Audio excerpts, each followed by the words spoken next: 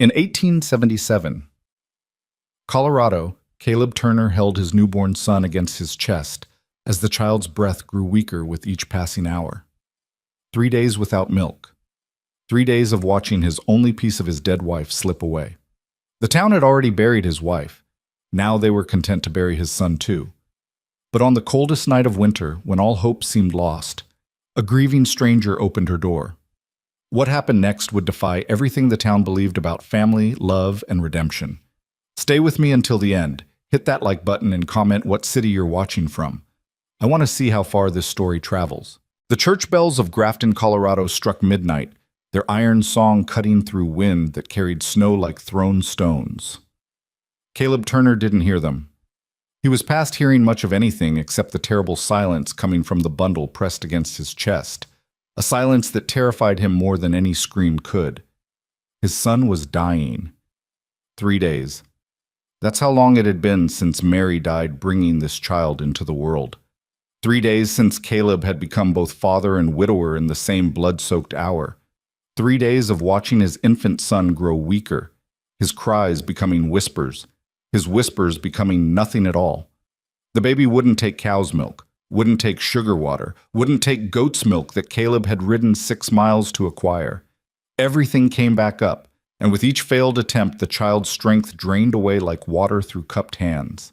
Now the baby lay still and quiet in a way that made Caleb's heart hammer against his ribs with pure animal fear. He had tried everything. He had begged everyone. The town midwife, Mrs. Henderson, had turned him away that morning. "I'm 63 years old, Mr. Turner. My body stopped making milk before you were born. Try the Morrison woman on 5th Street. The Morrison woman had 8 children hanging from her skirts and another swelling her belly. She'd looked at Caleb with something between pity and contempt. "I barely have enough for my own, sir. I can't be wet nurse to every motherless child in the territory." He'd gone to the doctor's wife next, then to every woman of childbearing age he could think of. Some were polite in their refusals. Others weren't. By noon, word had spread through Grafton's 2 main streets and 3 saloons.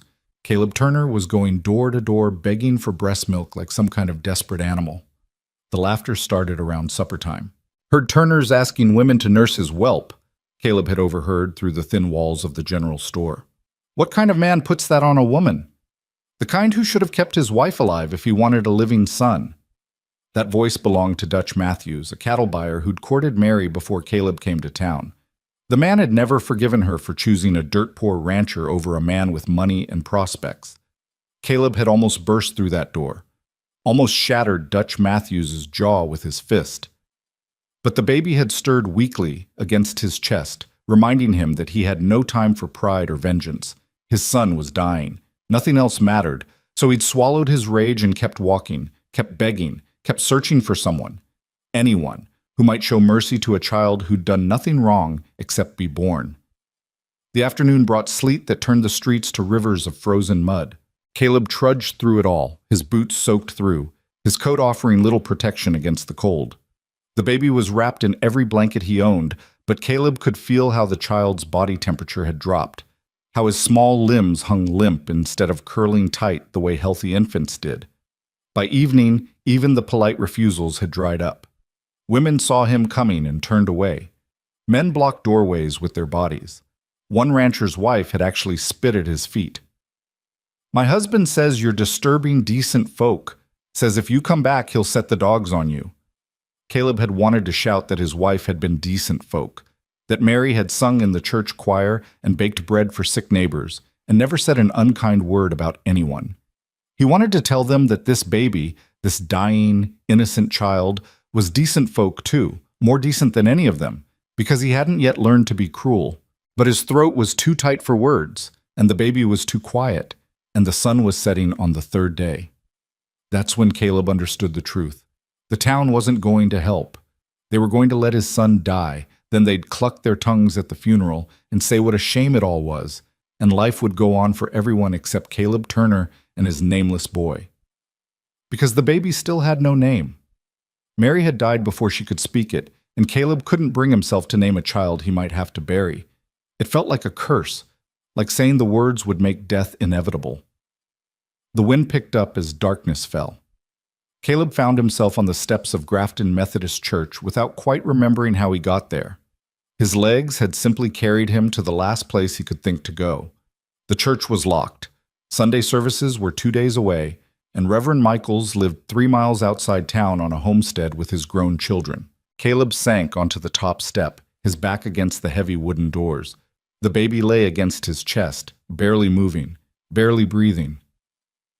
For the first time since Mary's death, Caleb allowed himself to cry. Not the angry tears he'd shed over her grave, but helpless, broken sobs that came from somewhere deeper than grief. "I'm sorry," he whispered to the child. "I'm so sorry. I tried. God knows I tried." The baby's eyes were closed. His mouth hung slightly open. His skin had taken on a waxy pallor that Caleb had seen before on corpses laid out for burial. 3 days without proper nourishment had reduced the child to something barely alive, a collection of bones and skin and fading breath. Caleb thought about Mary, how she'd glowed during those last months of pregnancy, her hands always resting on her swollen belly, her face radiant with joy. "He's kicking," she'd say, pulling Caleb's hand to feel. "He's strong. He's going to be just like his father." But Caleb wasn't strong. If he was strong, he would have saved Mary. If he was strong, he would have found milk for his son. If he was strong, he wouldn't be sitting here on frozen church steps, holding a dying baby and admitting defeat. "Mr. Turner?" The voice cut through his spiral of despair. Caleb looked up, squinting against the snow, and saw a figure approaching through the darkness. A woman, her shawl pulled tight against the cold, carrying a lantern that swung with each step. "Mr. Turner, is that you?" He recognized the voice now, Margaret Flynn, the postmaster's daughter. She was maybe 22, 23 years old, unmarried, lived with her father above the post office. Caleb had spoken to her maybe twice in the year he'd lived in Grafton. "Miss Flynn." His voice came out rough, broken by cold and crying. She climbed the steps and held the lantern higher, casting light across his face. Her expression shifted from curiosity to alarm. "Lord have mercy, you're half frozen. And the baby—" She moved closer, peering at the bundle in his arms. "Oh no. Oh, Mr. Turner. He's dying." The words came out flat, factual. Caleb was beyond pretense. "I've tried everything, asked everyone. Nobody will help." Margaret's jaw tightened. "I heard about that. Heard people laughing about it, too." She paused, seeming to struggle with something. I can't help you the way you need. I don't have what the baby requires, but there's someone who might." Hope flickered in Caleb's chest, a painful thing, sharp as broken glass. "Who?" "Elena Moore. She lives in the old Dawson house on the east edge of town. Lost her own baby a couple months back. Her husband left right after." Margaret shifted uncomfortably. "I deliver her mail sometimes. I've seen her, well, I've seen evidence that she might still be able to help, if you understand my meaning." Caleb understood. His face flushed despite the cold. Under normal circumstances, he would never approach a woman about such a private matter. But these weren't normal circumstances, and desperation had burned away his capacity for embarrassment. "Will she help?" he asked. "I don't know." Margaret's expression was troubled. "She doesn't leave the house much, doesn't talk to people. But she's not cruel like some folks in this town, and she knows what it's like to lose a child." She hesitated. "There's something else you should know. People in town, they don't speak kindly about her. There are rumors." "What kind of rumors?" "The unfair kind. The kind people tell about women who don't have husbands to protect their reputations." Margaret's voice turned sharp. "None of it's true as far as I can tell, but you should know what you're walking into." Caleb looked down at his son. The baby's chest was barely moving. Time was running out, if it hadn't run out already. "Where did you say the house was?" Margaret gave him directions. "East on Main Street, past the livery. Look for the only house with a blue door." "I can walk you there if you'd like." "No." Caleb struggled to his feet, his legs stiff from cold. "You've done enough. More than enough. Thank you." "I hope she helps you, Mr. Turner. I truly do." Margaret touched his arm briefly. "And I'm sorry about Mary. She was a good woman." Caleb could only nod. If he tried to speak about Mary, he'd break apart completely. He descended the church steps and turned east, following Margaret's directions. The wind had picked up, driving snow horizontally down the street. Caleb bent over the baby, trying to shield him from the worst of it. His own coat was thin, patched in several places, offering little protection. But discomfort was irrelevant. Pain was irrelevant. All that mattered was reaching the house with the blue door before it was too late. The streets of Grafton were nearly empty. Most sensible people had retreated indoors hours ago, gathering around stoves and fireplaces while the storm intensified.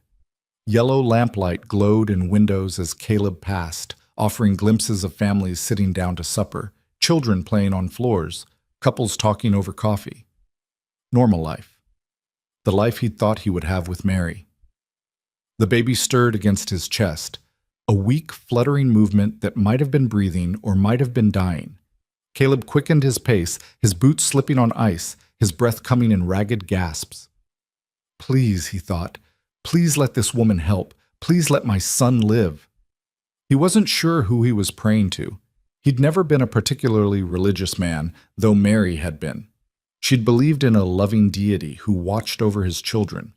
But if such a being existed, Caleb couldn't understand why Mary was dead and their baby was dying and the whole town had turned its back on their suffering. Still, he prayed. What else could he do? The livery stable loomed on his left, its doors shut tight against the cold. Caleb could hear horses moving in their stalls, their hooves shuffling on hay. Past the stable, the houses grew more scattered, separated by empty lots and frozen gardens. And there, through the driving snow, Caleb saw it. A small house set back from the road. Even in the darkness and storm, the door's blue paint was unmistakable. He stopped at the gate, suddenly aware of what he was about to do. He was going to knock on a strange woman's door in the middle of the night and ask her to nurse his infant son.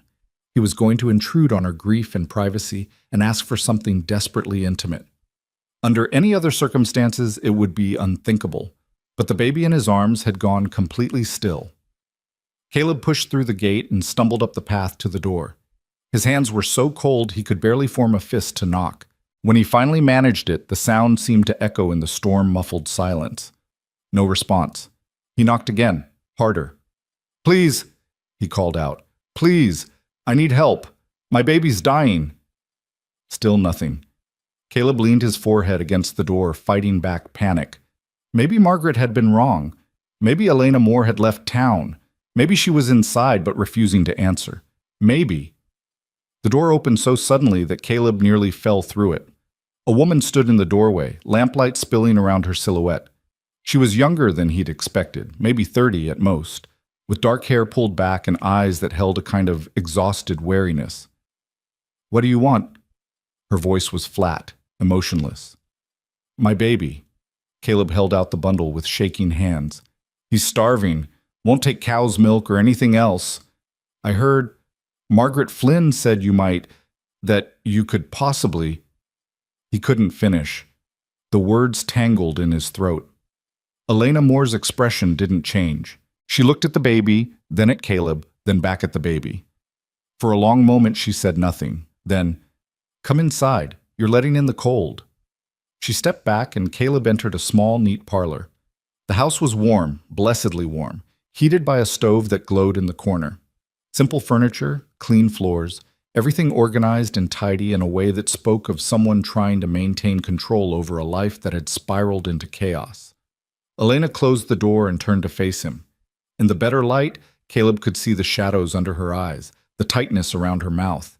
This was a woman who hadn't slept properly in weeks, a woman who'd survived something that should have broken her. "Let me see him," she said quietly. Caleb unwrapped the blankets with fumbling fingers. The baby lay exposed, his tiny chest barely rising, his skin that terrible waxy color. Elena drew in a sharp breath. "How long since he fed?" 3 days. Since my wife died giving birth to him." Elena's eyes met his then, and Caleb saw something flicker in their depths. Recognition, understanding, the terrible knowledge of what it meant to lose everything. "Put him on the table," she said, gesturing to a small dining table. Gently. Caleb obeyed, laying his son down on the smooth wood surface. Elena moved closer, her hands hovering over the baby without quite touching him. She was trembling, Caleb realized. Her whole body shook with some internal struggle. "I lost my son 2 months ago," she said, her voice barely above a whisper. 11 weeks old. Went to sleep one night and didn't wake up. She paused. My husband couldn't bear to stay in this house afterward. Couldn't bear to look at me. Said I must have done something wrong, must have smothered the baby in my sleep or missed some sign of sickness. "I'm sorry." The words were inadequate, but Caleb meant them. "My body still makes milk." Elena's hands clenched into fists. "Every day. A reminder of what I lost. I've tried everything to make it stop, but it won't." She looked at Caleb with eyes that held both pain and something like defiance. "People in town think I'm cursed or crazy. They cross the street to avoid me." "I don't think you're cursed," Caleb said. "You don't know me." "I know you opened your door." Elena's expression cracked slightly. She reached out and touched the baby's hand, just one finger against his tiny palm. The baby's fingers twitched, a reflexive movement that made Caleb's heart leap with hope. "If I do this," Elena said slowly, "the town will call me worse things than they already do. They'll say it's indecent, unnatural. They'll say I'm trying to replace my dead son with yours." "I don't care what they say. You should, because they'll say things about you too. They'll question your intentions, your morals. They'll make your life hell." Caleb looked at his dying son. "My life is already hell. Let them talk." Elena was quiet for a long moment. Then she picked up the baby with careful, experienced hands. The kind of hands that had held an infant before, that knew how to support a fragile head, how to cradle a small body. "What's his name?" she asked. "He doesn't have one yet." Her eyebrows rose. 3 days old and no name? "I couldn't." Caleb's voice broke. "I couldn't name him if he was going to die." Elena's expression softened slightly. She looked down at the baby in her arms, this nameless child hovering between life and death. "Then we'd better make sure he lives." She moved to a rocking chair by the stove and sat down. Her hands were steady now, no longer trembling. She adjusted the baby's position, and Caleb realized what was about to happen. He turned away, giving her privacy. "You can stay," Elena said quietly. "He's your son. You have the right to watch." But Caleb couldn't. It felt too intimate, too sacred. So he stood with his back turned, listening to the rustle of fabric, the creak of the rocking chair, and then silence. Terrible, stretching silence. Caleb's heart hammered against his ribs. Had he been too late? Had the baby already slipped away? He started to turn, unable to bear not knowing. And then he heard it. A small sound, wet and rhythmic. The sound of a baby nursing. His son was drinking. His son was feeding. His son was alive. Caleb's legs gave out. He sank to the floor right there, his back against the wall, his face in his hands. The tears came again, but different this time. Not the helpless sobs of the church steps, but something deeper and more overwhelming. Relief, gratitude, joy so intense it hurt. Behind him, Elena spoke softly. "That's it. That's good. You're doing so well." Caleb didn't know if she was talking to the baby or to herself. Time passed. The storm outside intensified, wind howling around the eaves, snow piling against the windows. Inside, the stove's warmth filled the room, and the only sound was the gentle creak of the rocking chair and the quiet, steady rhythm of an infant feeding. Eventually, Elena spoke. "He's asleep." Caleb turned. Elena was still in the rocking chair, holding his son against her chest. The baby's face was relaxed, peaceful in a way Caleb hadn't seen since birth. His color had already improved, no longer that terrible waxy pallor, but something closer to the pink flush of health. "He took quite a lot," Elena continued. "He was desperately hungry, but he kept it down. That's the important thing." Caleb approached slowly, hardly daring to believe what he was seeing. His son. Alive. Sleeping. Saved. "I don't know how to thank you," he managed. "You don't need to thank me." Elena looked down at the baby with an expression Caleb couldn't quite read. He needed help. I could provide it, that's all. But it wasn't all, and they both knew it. What had happened in this room went beyond simple charity. It was something more profound, more complicated. Two people devastated by loss, connected by a child who refused to die. "He'll need to feed again," Elena said. "Probably in a few hours. Newborns eat frequently." Caleb's relief turned to uncertainty. "I can't ask you to—" "You're not asking. I'm offering." Elena's voice was firm. "This baby needs consistent nourishment, not sporadic feedings whenever you can find someone to help. For the next few weeks at least, he needs to eat every few hours, day and night." "I'll pay you," Caleb said quickly. "I don't have much, but I have a small ranch outside town. Cattle, chickens. I can bring you eggs, milk, meat. I don't want payment." "Then what do you want?" Elena looked at him directly. "I want to keep this baby alive. That's all I want." There was something in her voice, a fierce determination that Caleb recognized because he felt it too. The desperate need to save this one small life when they'd both failed to save the ones they loved most. "All right," Caleb said. "Then we'll keep him alive together." Elena nodded once, brisk and businesslike, as if they'd just concluded a practical arrangement rather than something that would change both their lives forever. She stood carefully, supporting the baby's head, and handed him back to Caleb. "You should rewrap him warmly. The storm's getting worse. You'll need to protect him on the walk back." "Back?" Caleb looked toward the window, where snow was now falling so thick he could barely see the fence line. "I can't take him back out in this." "Where are you staying?" "Old boarding house on 3rd Street. Mrs. Carmichael's place." Elena frowned. "That's half a mile at least, and the baby needs to stay warm, needs to feed again in a few hours." She hesitated, clearly struggling with propriety. "You could stay here, just for tonight. There's a spare room. It's small, but it has a bed and it's warm." Caleb knew he should refuse. A widower staying overnight in the home of an unmarried woman. The scandal would spread through Grafton like wildfire. But the baby was finally sleeping peacefully, his belly full, his body warm. The thought of taking him back out into the storm felt like tempting death all over again. "Are you sure?" he asked. "I'm sure." Elena's expression was resolute. "Let people talk. They're going to talk anyway." She showed him to a small room off the kitchen. It contained a narrow bed, a simple dresser, and a washstand, clean and spare like the rest of the house. Caleb laid his son on the bed and unwrapped him carefully, checking for any signs of distress. But the baby slept on, his breathing steady and strong. "There are extra blankets in the dresser," Elena said from the doorway, "and water in the pitcher if you need to wash. I'll wake you when he needs to feed again." "You don't have to do that. I can—" "Mr. Turner." Elena's voice was gentle but firm. "I've been waking every 3 hours for 2 months because my body thinks I still have a baby to feed. It's not a hardship. It's just what happens."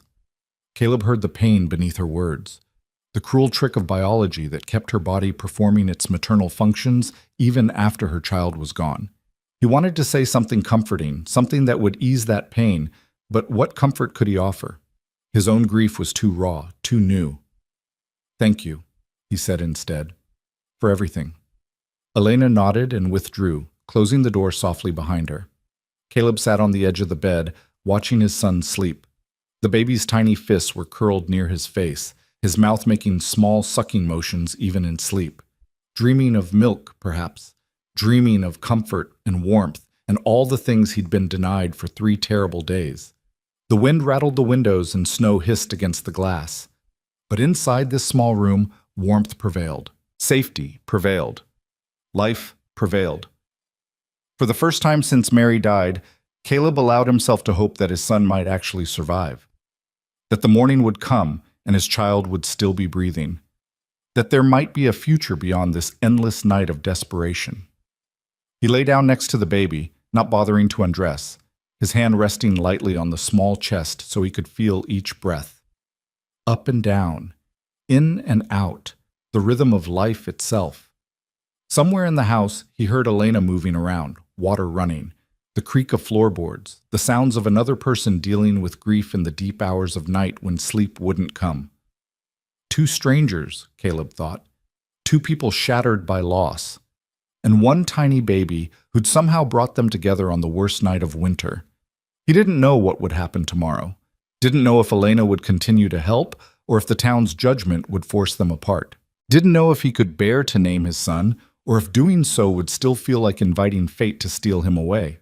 But tonight, just for tonight, his son was alive. And that was enough. Outside, the storm raged on. Inside, a baby slept, his belly full, his small body finally at peace. And two broken hearts found themselves beating in the same rhythm, bound together by the fragile thread of hope. The night stretched on. Snow piled against the door. The stove's fire burned low and was stoked again. And in the small room off the kitchen, Caleb Turner held his nameless son and waited for morning.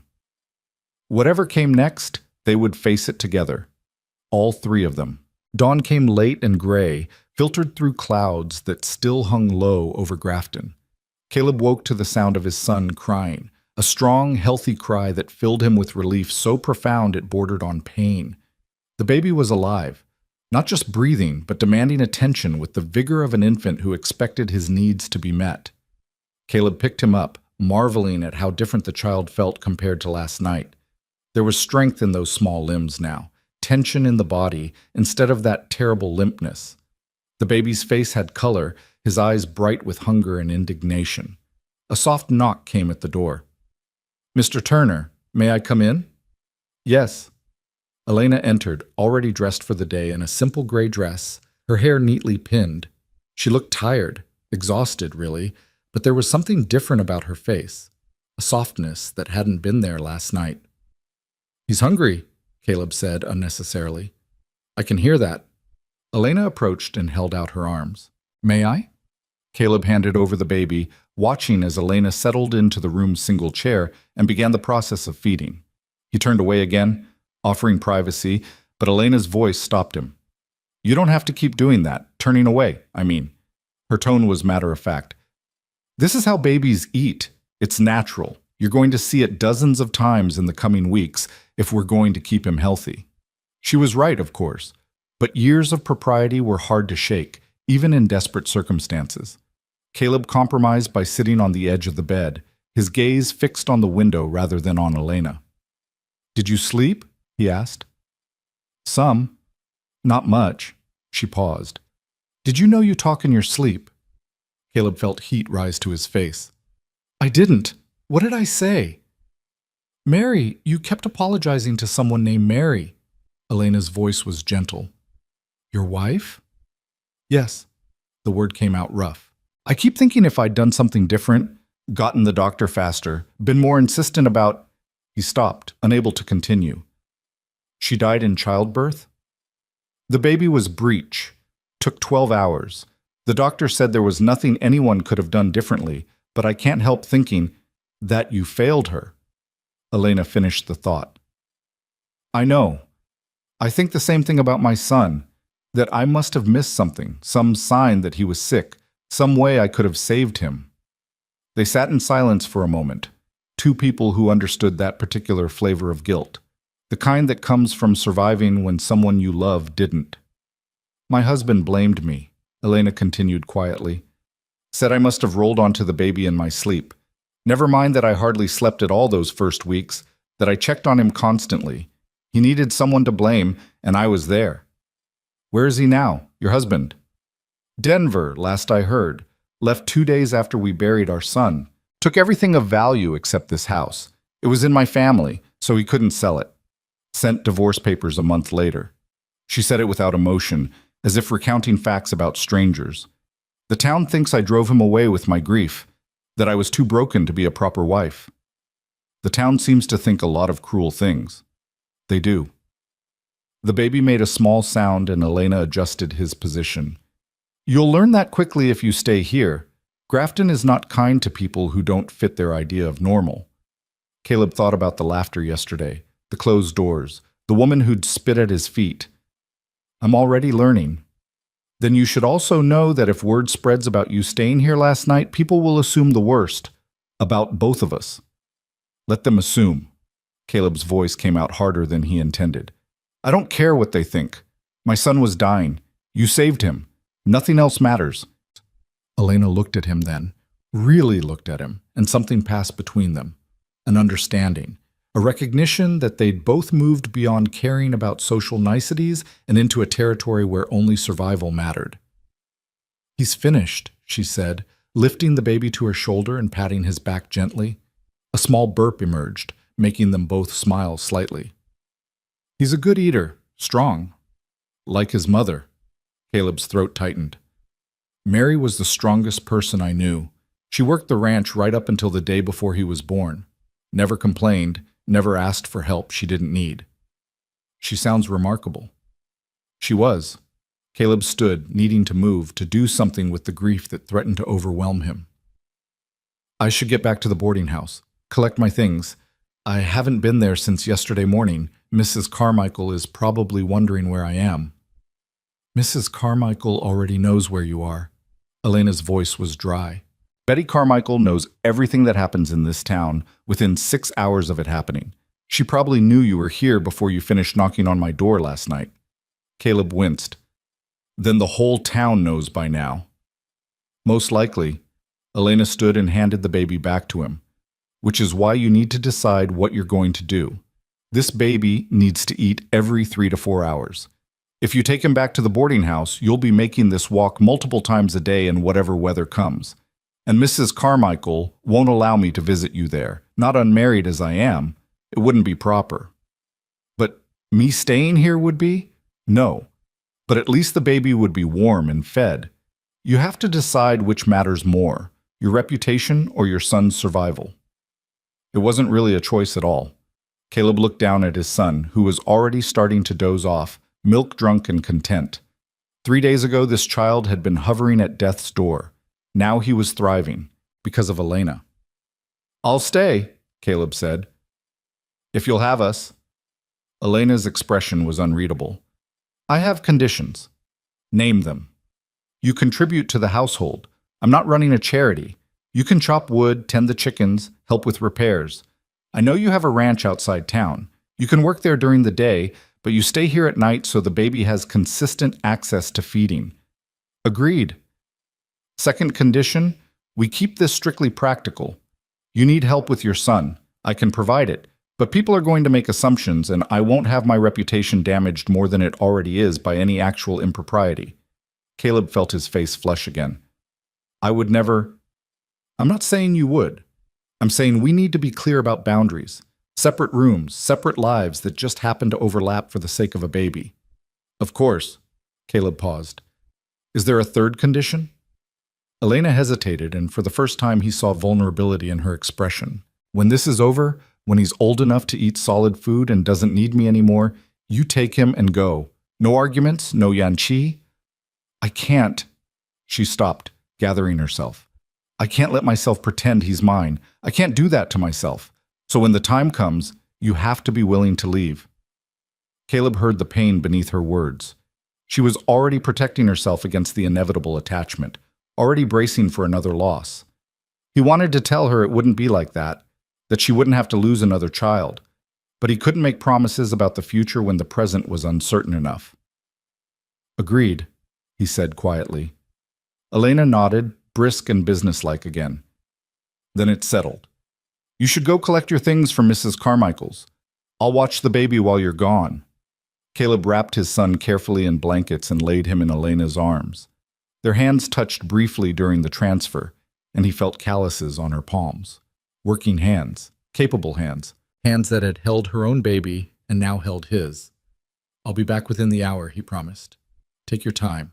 We'll be fine." The morning air hit Caleb like a slap when he stepped outside.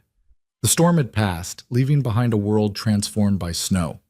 Everything was white and pristine, unmarked except for the path Caleb now broke as he walked toward town.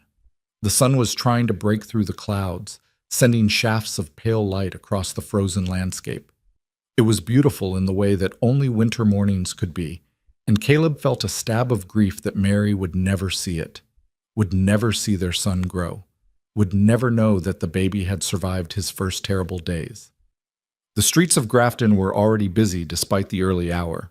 Shopkeepers swept snow from their storefronts. Women hurried toward the market, baskets over their arms. Men gathered outside the livery, smoking and talking. Normal life continuing as if Caleb's entire world hadn't been shattered and rebuilt in the span of a single night. He was halfway to the boarding house when Dutch Matthews stepped into his path. Well, well, Dutch's smile was unpleasant. Look who finally decided to show his face. Heard you spent the night at the Moore woman's house. Caleb kept walking. Get out of my way. That's mighty ungrateful, Turner. I'm just concerned about your well-being and your son's. Can't be healthy, exposing an infant to a woman like that. Caleb stopped. A woman like what? You know what they say about her. Dutch's voice carried, and Caleb realized they'd drawn an audience. Several men had stopped to watch. A woman across the street pretended to examine her shopping while clearly listening. Husband left her. Baby died under suspicious circumstances. Some folks think... Caleb's fist connected with Dutch's jaw before he'd consciously decided to throw the punch. Dutch went down hard, landing on his back in the snow. Blood bloomed from his split lip, bright red against white. Finish that sentence, Caleb said quietly. I dare you. Dutch scrambled backward, his hand going to his mouth. You're crazy. You assaulted me. You implied that woman killed her own baby. That's not just cruel. It's a lie. Caleb's voice shook with fury. Elena Moore lost her child the same way my wife and I almost lost ours, through no fault of her own, and she opened her door to a stranger in the middle of the night and saved my son's life when the rest of this town turned their backs. So yes, I stayed at her house, and I'll keep staying there as long as my boy needs her help. Anyone who has a problem with that can say it to my face. He looked around at the gathered crowd, meeting each person's eyes in turn. Some looked away, ashamed. Others stared back with judgment written plain on their faces. Caleb didn't care. Let them judge. Let them talk. His son was alive, and that was all that mattered. He stepped over Dutch and continued toward the boarding house, his knuckles throbbing. Behind him, he heard the murmur of conversation starting up again, Dutch's voice rising in indignation. Caleb ignored it all. Mrs. Carmichael was waiting in the front parlor when he arrived, her expression somewhere between concern and disapproval. She was a stout woman in her 50s, a widow herself, who'd run the boarding house for nearly 20 years. She had a reputation for strictness, but also for basic decency, which was why Caleb had chosen to stay there when he first arrived in Grafton with Mary. Mr. Turner, her voice was carefully neutral. I heard about your son. I'm glad he's improving. Thank you. Caleb headed for the stairs. I also heard where you spent the night. He stopped, turned back. I'm sure you did. I don't judge you for it, Mrs. Carmichael said, surprising him. A man does what he must to save his child, but you should know that several of my boarders have expressed concerns about having an unwed mother and infant in the house. I'm not an unwed mother, Caleb said, confused. No, but you're a widower with a newborn, and that makes people uncomfortable. Reminds them too much of death and loss. She sighed. What I'm saying, Mr. Turner, is that I can't keep your room for you if you're not staying here. I have a waiting list. So it had come to this already. Not even a full day and he was being pushed out. Caleb felt anger rise in his chest, but he tamped it down. Mrs. Carmichael wasn't being cruel. She was being practical. She had a business to run. I understand, he said. I'll collect my things now. I'm sorry. And she did sound sorry. For what it's worth, I think Mary would be proud of you, doing whatever it takes to keep her baby alive. The words hit harder than Caleb expected. He had to look away, blinking against sudden moisture in his eyes. Thank you for that. Thank you for... His room was on the second floor, small and spare. He'd only been staying here for a week since Mary had gotten too pregnant to make the trip from their ranch into town comfortably. They'd planned to stay until the baby was born, then return home as a family. Instead, Caleb was packing alone, preparing to move into a stranger's house because his wife was dead and his son needed milk to survive. He gathered his few possessions quickly.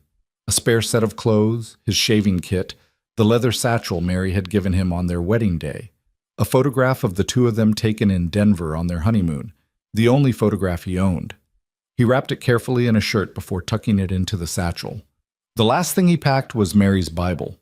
She'd been reading from it the night before she went into labor, marking passages she wanted to share with their child when he was older.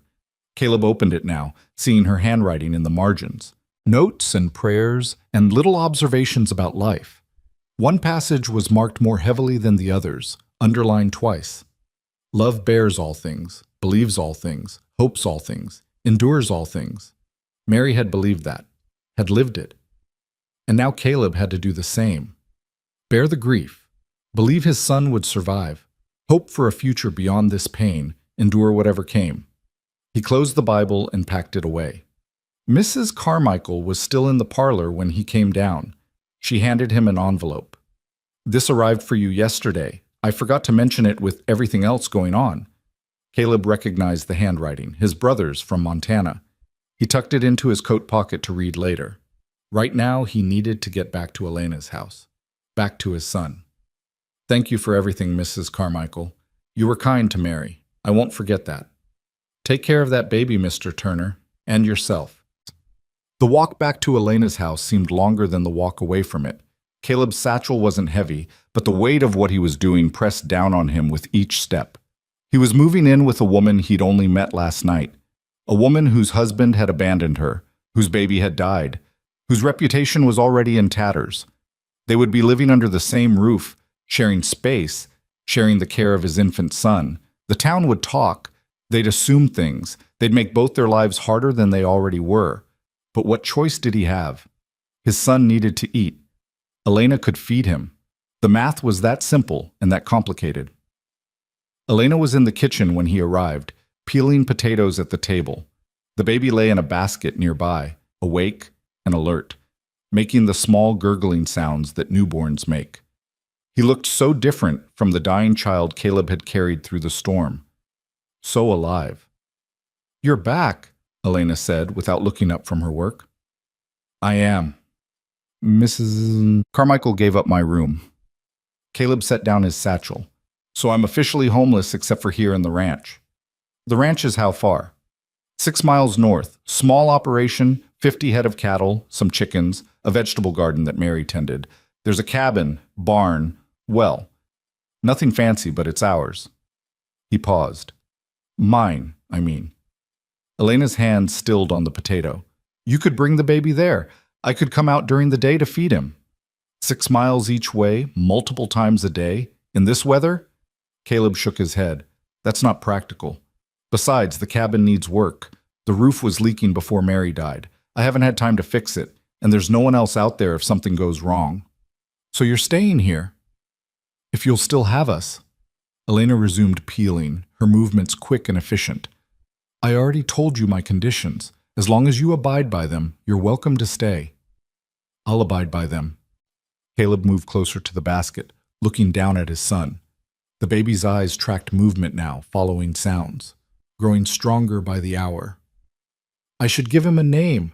It feels wrong to keep calling him the baby." What would Mary have wanted? Caleb thought about that. They'd discussed names during the pregnancy, but never settled on anything definite. Mary had favored family names. Her grandfather's name was Thomas. Caleb's father was James. But Caleb found himself thinking of something else entirely. "Samuel," he said softly. "It means heard by heaven." Mary used to say that about our prayers, that they were heard, even when the answers weren't what we wanted. Elena looked up from her work. "Samuel Turner. It's a good name. Strong." Samuel James Turner. Caleb reached down and touched his son's tiny hand. "After my father." The baby, Samuel, wrapped his fingers around Caleb's thumb with surprising strength. Such a small gesture, but it felt like a promise, like a commitment to survival. "He's going to need more clothes," Elena observed, "and diapers. What you have won't be enough if you're staying here long term. I have some things at the ranch. I can ride out there tomorrow, bring back what we need. Make a list of everything. Don't forget blankets. It's going to stay cold for months yet." Elena returned to her potatoes. "There's paper and pencil in the desk by the window." They fell into an awkward rhythm then, working in parallel. Elena preparing food, Caleb making lists and trying to anticipate what a baby would need for the coming weeks. The silence between them wasn't comfortable exactly, but it wasn't hostile either. It was the silence of two people learning to occupy the same space, feeling out boundaries, figuring out how to coexist. Around midday, Samuel started to fuss. Elena wiped her hands and picked him up, settling into the rocking chair by the stove. Caleb tried not to watch, but found his gaze drawn anyway. There was something about the picture they made, woman and child, the ancient ritual of feeding, that stirred complicated emotions in his chest. Grief, because Mary should have been the one doing this. Gratitude, because Elena was keeping his son alive. And something else, something he couldn't quite name, a sense of rightness that felt wrong to acknowledge. "Tell me about your ranch," Elena said, breaking the silence. "What made you choose Colorado?" Caleb was grateful for the distraction. "Cheap land, open space. Mary and I came from Ohio originally. Her family ran a dry goods store. Mine worked in a mill. We wanted something different, wanted to build something of our own." "That must have been hard, starting from nothing." "It was. First winter nearly killed us. We lost half our cattle to the cold and didn't have money to replace them. Mary got sick, pneumonia. I thought I'd lose her." He paused, remembering those desperate weeks. But she pulled through. She always pulled through, until she didn't. "My husband and I came from Illinois," Elena offered. "He had this idea that he could strike it rich in the silver mines. Spent 2 years breaking his back underground before admitting it wasn't going to happen. We moved to Grafton so he could work for the railroad. He hated it, hated this town, hated being ordinary." "Is that why he left?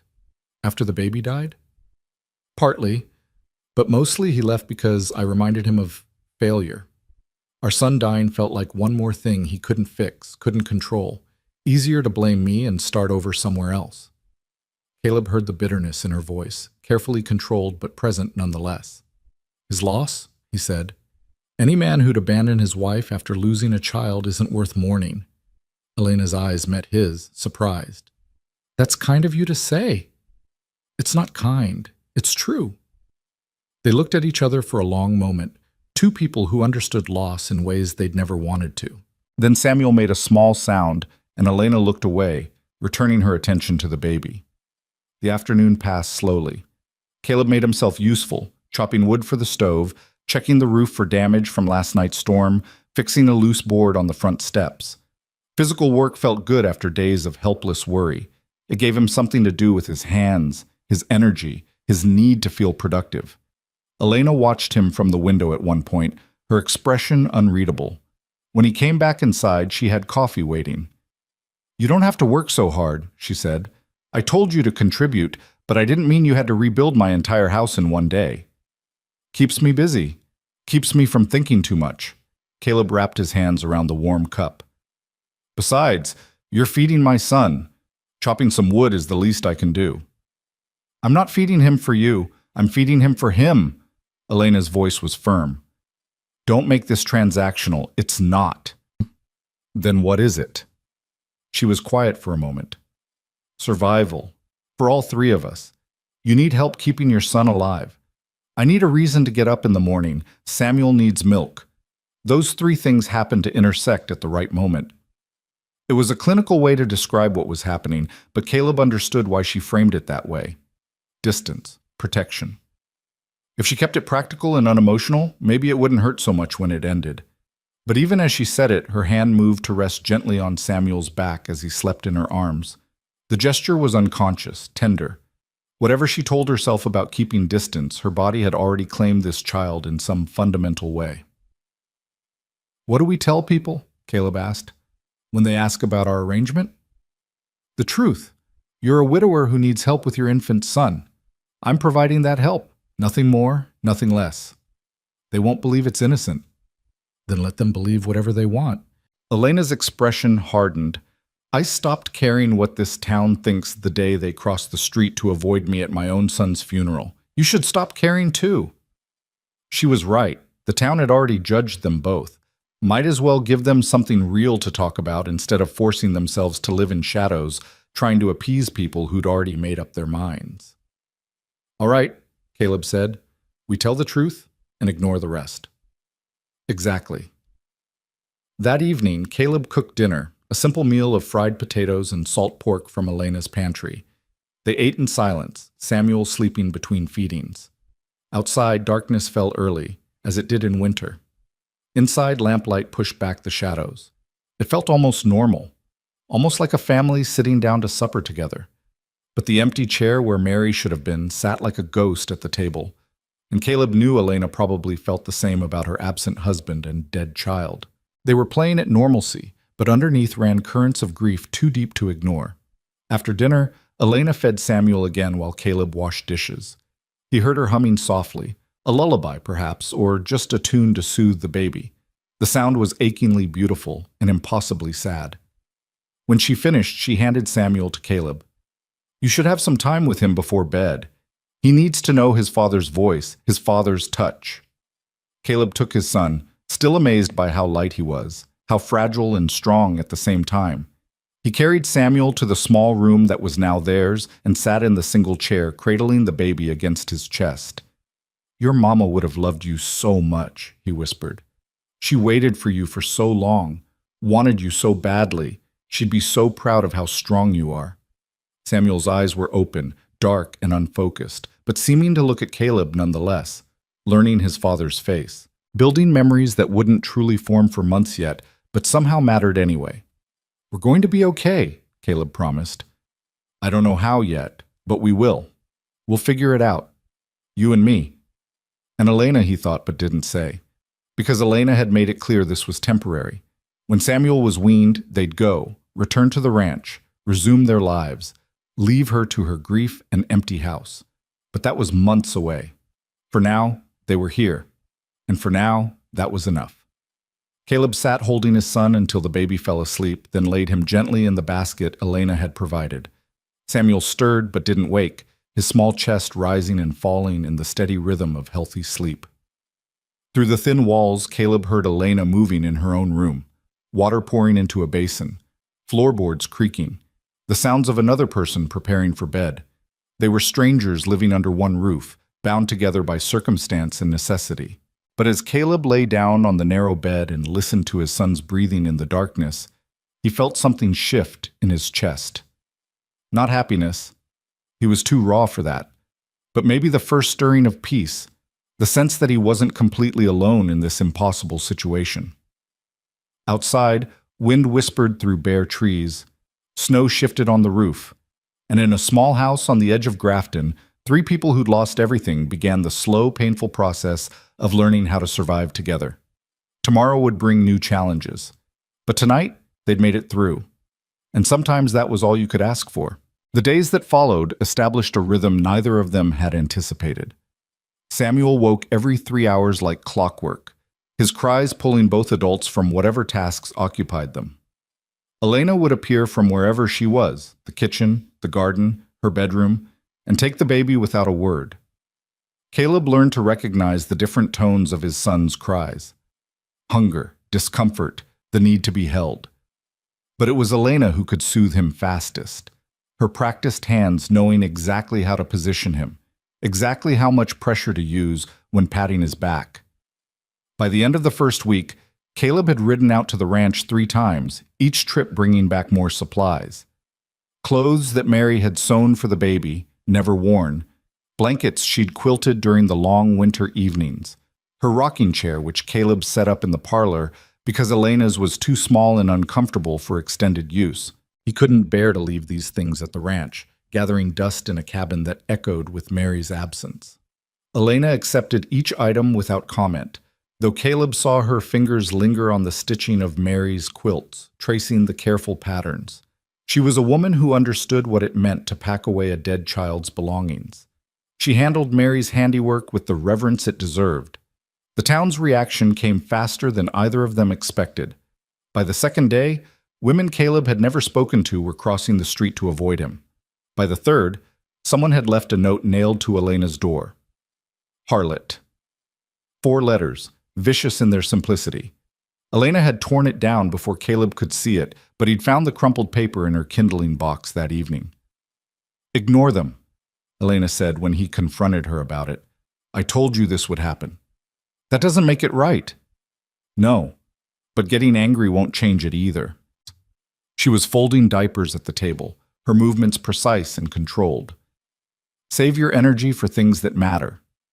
But Caleb saw the way her jaw tightened when she went into town for supplies. how she kept her eyes down and her interactions brief. The cost of helping him was higher than she'd admitted, and it was growing daily. On the 8th day, Reverend Michaels came calling. Caleb was in the yard splitting wood when the Reverend's buggy pulled up. The older man climbed down carefully, his boots crunching in the snow. He was maybe 60, thin and gray-haired, with the kind of face that had seen too much hardship to judge others harshly. Or so Caleb had thought. "Mr. Turner," the Reverend's voice was neutral. "Might I have a word?" Caleb set down the axe. "Of course." "I heard about your wife. I'm deeply sorry for your loss. Mary was a good woman." "She was." "And I understand your son nearly died, that you found help here." The Reverend glanced toward the house. "With Mrs. Moore." "That's right." Caleb kept his voice level. "She saved my son's life." "I don't doubt her kindness, but I'm concerned about the arrangement you've made. Living here, unmarried, with an infant. People are talking, Mr. Turner. The talk isn't kind. People talked about Job too, as I recall. Didn't make them right." The Reverend's expression tightened. "This isn't about righteousness. It's about propriety, about setting an example for the community. My son was starving." Caleb felt anger rising in his chest. "The community refused to help. Mrs. Moore didn't. So forgive me if I don't much care about propriety right now. I understand you're grieving, but grief doesn't excuse..." "Doesn't excuse what?" "Keeping my child alive? Using the help that was offered when everyone else turned their backs?" Caleb took a step forward. "Mary died bringing Samuel into this world. I'll be damned if I let him die to preserve the sensibilities of people who wouldn't lift a finger to save him." The Reverend was quiet for a moment. When he spoke again, his voice was gentler. "What if there was another way? A widow in my congregation lost her husband last month. She has a young daughter still nursing. She might be willing to help, and you could stay at the boarding house, bring the baby to her for feedings. It would be more, appropriate. Mrs. Carmichael already gave up my room, and I'm not dragging my son across town multiple times a day in this weather. He's thriving here. He's safe. That's what matters. And Mrs. Moore? What about her reputation?" "What about it?" Elena's voice came from the doorway. She stood with Samuel in her arms, her expression calm, but her eyes flashing with something dangerous. "My reputation was destroyed the day my husband left me, Reverend, the day this town decided I was responsible for my own child's death. A few more rumors won't hurt me." "Mrs. Moore, I'm trying to help." "Are you? Because it seems like you're trying to make yourself feel better about the fact that your congregation let a baby nearly die." Elena's voice was ice. "Where were all these concerned Christians when Mr. Turner was begging for help? Where were they when he collapsed on the church steps with his dying son?" The Reverend flushed. "That's not fair." "Fair?" Elena laughed, a bitter sound. "You want to talk about fair? My son died in his sleep. No warning, no sickness, just here one moment and gone the next. My husband blamed me and left. Your congregation crossed the street to avoid me at the funeral. And now you come here to lecture me about propriety because I'm keeping another baby alive. I'm not lecturing. Yes, you are. You're doing exactly what this town does best, punishing people for surviving in ways that make you uncomfortable." She stepped fully outside, still holding Samuel. "This baby needs to eat every 3 hours. I can feed him. That's the entire arrangement. If that offends your sense of decency, Reverend, then perhaps you should examine why feeding a hungry child strikes you as indecent."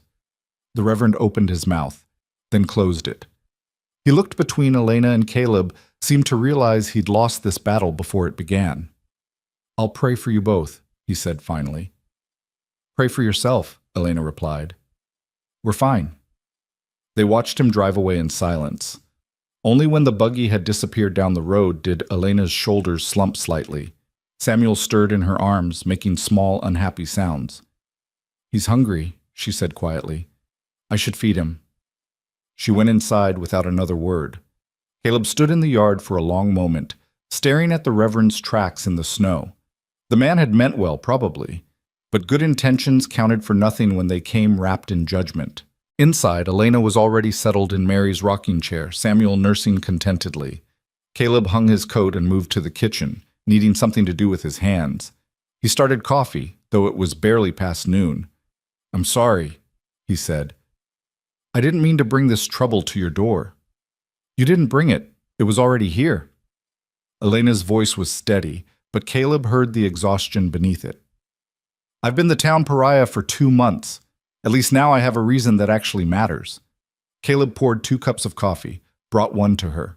She took it with her free hand, careful not to disturb Samuel. They'd developed these small courtesies over the past week, anticipating each other's needs, moving around each other in the limited space, finding ways to make the arrangement work. What if he's right, though? Caleb asked. What if there is another way? A widow who could help without all this complication. Elena looked at him over the rim of her cup. Do you want to leave? No, but I don't want to make your life harder than it already is. My life is what it is. Having you and Samuel here doesn't change the fundamental facts. My son is dead, my husband is gone, and the town hates me. At least with you here, the house doesn't echo quite so much. She paused. Besides, Samuel is thriving. You said it yourself. Why disrupt that? Because people are cruel. Because they'll keep coming, keep pushing, keep trying to force us apart. Let them try. Elena shifted Samuel to her shoulder, patting his back. I've survived worse than gossip. But that evening, after Samuel was asleep and Elena had retired to her room, Caleb heard her crying. Soft, muffled sounds that she was clearly trying to suppress. He stood outside her door, hand raised to knock, wanting to offer comfort, but knowing he had no right. They'd established boundaries, separate rooms, separate lives. He lowered his hand and walked away. The second week brought snow that buried Grafton under 2 feet of white. Caleb couldn't reach the ranch for 3 days, trapped in town by weather that made the roads impassable. He spent the time making himself useful around Elena's house, fixing the leak in the roof he'd noticed, replacing rotted boards in the floor, repairing the fence that surrounded her small garden. Elena watched him work with an expression he couldn't read. Once she brought him coffee while he was on the roof, calling up to him from below. You're going to fall and break your neck, she said. I'll be careful. That's what everyone says right before they fall. But she waited at the bottom of the ladder until he climbed down, and Caleb realized she was worried, actually worried about his safety. The thought warmed him more than the coffee. They were eating supper that night, a simple meal of beans and cornbread, when Samuel started crying. Not his usual hungry cry, but something sharper, more distressed. Elena was on her feet immediately, lifting him from his basket. What's wrong? Caleb asked. I don't know. He feels warm. Elena pressed her lips to Samuel's forehead. Too warm. Fear shot through Caleb's chest. How warm? Is he sick? I'm not sure. It might just be that he's been near the stove, or it might be... She stopped, but Caleb heard the word she didn't say. Fever. They spent the next hour in tense vigil, Elena holding Samuel, Caleb pacing. The baby's temperature seemed to drop slightly, but he remained fussy, refusing to nurse properly. By midnight, both adults were exhausted and terrified. Should I get the doctor? Caleb asked. In this weather, the roads are barely passable and it's the middle of the night. Elena rocked Samuel gently. Let's wait until morning. If he's not better, then yes. But morning brought improvement. Samuel's temperature was normal, and he nursed eagerly, making up for the feeds he'd missed during the night. Elena sagged with relief, and Caleb realized she'd been awake the entire night, monitoring the baby's every breath. You should sleep, he said. I can watch him. You don't know what to look for. Then teach me. Elena hesitated, then nodded slowly. She showed him how to check for fever, how to recognize the signs of distress, what to do if Samuel stopped breathing. Information that felt vital and terrifying in equal measure. If something happens, if he stops breathing or turns blue, you run to Doc Morrison's house. It's 3 streets over, the yellow house with green shutters. You bang on that door until he answers, understood? Understood. Elena went to her room finally, leaving Caleb alone with his son. Samuel slept peacefully now, oblivious to the terror he'd caused. Caleb watched the small chest rise and fall, still not quite believing that this fragile life depended on him. The near sickness changed something between them.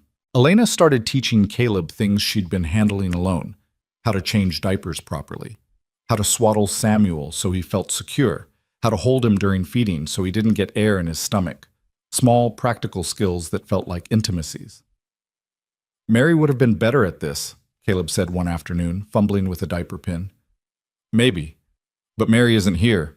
You are. Elena guided his hands, showing him the right angle. You're doing fine. I don't feel fine. I feel like I'm one mistake away from disaster. That's called being a parent. Elena's voice was gentle. The fear never really goes away. You just learn to function despite it. Caleb looked at her, seeing the pain behind her words. She'd been a parent. She'd learned those skills. And then she'd lost the child she'd learned them for. Now she was teaching him, preparing him to take Samuel away eventually, to leave her with nothing but an empty house and memories. I'm sorry, he said quietly. For what? For making you do this. For forcing you to relive. You're not forcing me. Elena's expression was firm. I chose this. I'm choosing it every day. Don't take that away from me by turning it into something you did to me. The words hung in the air between them, complicated and true. This arrangement was saving Samuel, yes, but it was also saving Elena in ways Caleb was only beginning to understand. It gave her purpose, structure, a reason to face each morning. Without it, she'd be alone with her grief, drowning in an empty house. They were saving each other, he realized. All three of them. That night, Caleb wrote to his brother in Montana. He hadn't opened the letter that had arrived at Mrs. Carmichael's, hadn't felt ready to face questions about Mary's death and his new life. But now he needed to tell someone what was happening, needed to put words to the strange new reality. The letter took hours to write. He explained Mary's death, Samuel's near starvation, Elena's intervention. He tried to make it sound practical, businesslike, but the words kept slipping towards something more emotional. By the end, he'd filled 4 pages and still hadn't captured the complexity of what he was living. He sealed the letter and set it aside to mail when the roads cleared. Outside, wind howled around the house, but inside, warmth prevailed. Elena sat in Mary's rocking chair, mending one of Caleb's shirts that had torn on a nail. Samuel slept in his basket. It was a domestic scene, almost peaceful. But 3 days later, the fragile peace shattered. Caleb had gone to town for supplies, leaving Samuel with Elena as usual. He was at the general store, paying for flour and coffee, when Dutch Matthews walked in with 2 other men Caleb didn't recognize. Dutch's jaw was still bruised from where Caleb had hit him, a purple and yellow reminder of their encounter. Well, if it isn't the widower, Dutch said loudly. How's your little arrangement working out, Turner? More woman keeping you warm at night? Caleb set down his purchases carefully. Watch your mouth. Or what? You'll hit me again? Dutch grinned. I've got witnesses this time. You lay a hand on me and Sheriff Bennett will lock you up. Then I guess you're safe to say whatever poison you want. It's not poison if it's true. Everyone knows what's going on in that house. Widower and widow playing house, using a baby as an excuse. Caleb's fist was already moving before Dutch finished the sentence. This time, Dutch was ready, dodging sideways. One of the other men grabbed Caleb's arm, twisting it behind his back. That's assault, Dutch said, touching his jaw where Caleb's fist had grazed it. Sheriff! Someone get Sheriff Bennett! The sheriff arrived within minutes, a heavy-set man in his 50s who'd seen too many bar fights to be impressed by this one. He looked at Caleb with disappointment rather than anger.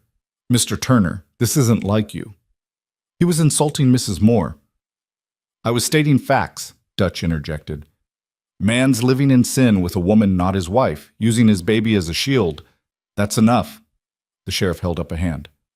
Dutch, get out of here before I arrest you for disturbing the peace. Turner, you come with me. We need to talk. They walked to the sheriff's office in silence. Once inside, Bennett poured 2 cups of coffee and gestured for Caleb to sit. I'm not going to arrest you, Bennett said, but I can't have you starting fights every time someone says something you don't like. He called her. I know what he called her, and he's wrong, but hitting him won't change his mind, and it won't stop others from talking. The sheriff leaned back in his chair. I knew your wife. Mary was good people, and I know Elena Moore has had a rough time of it.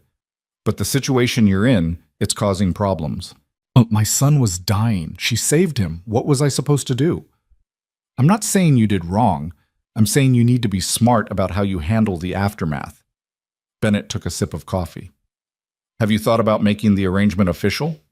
Caleb stared at him. What? Marrying her, making it legal.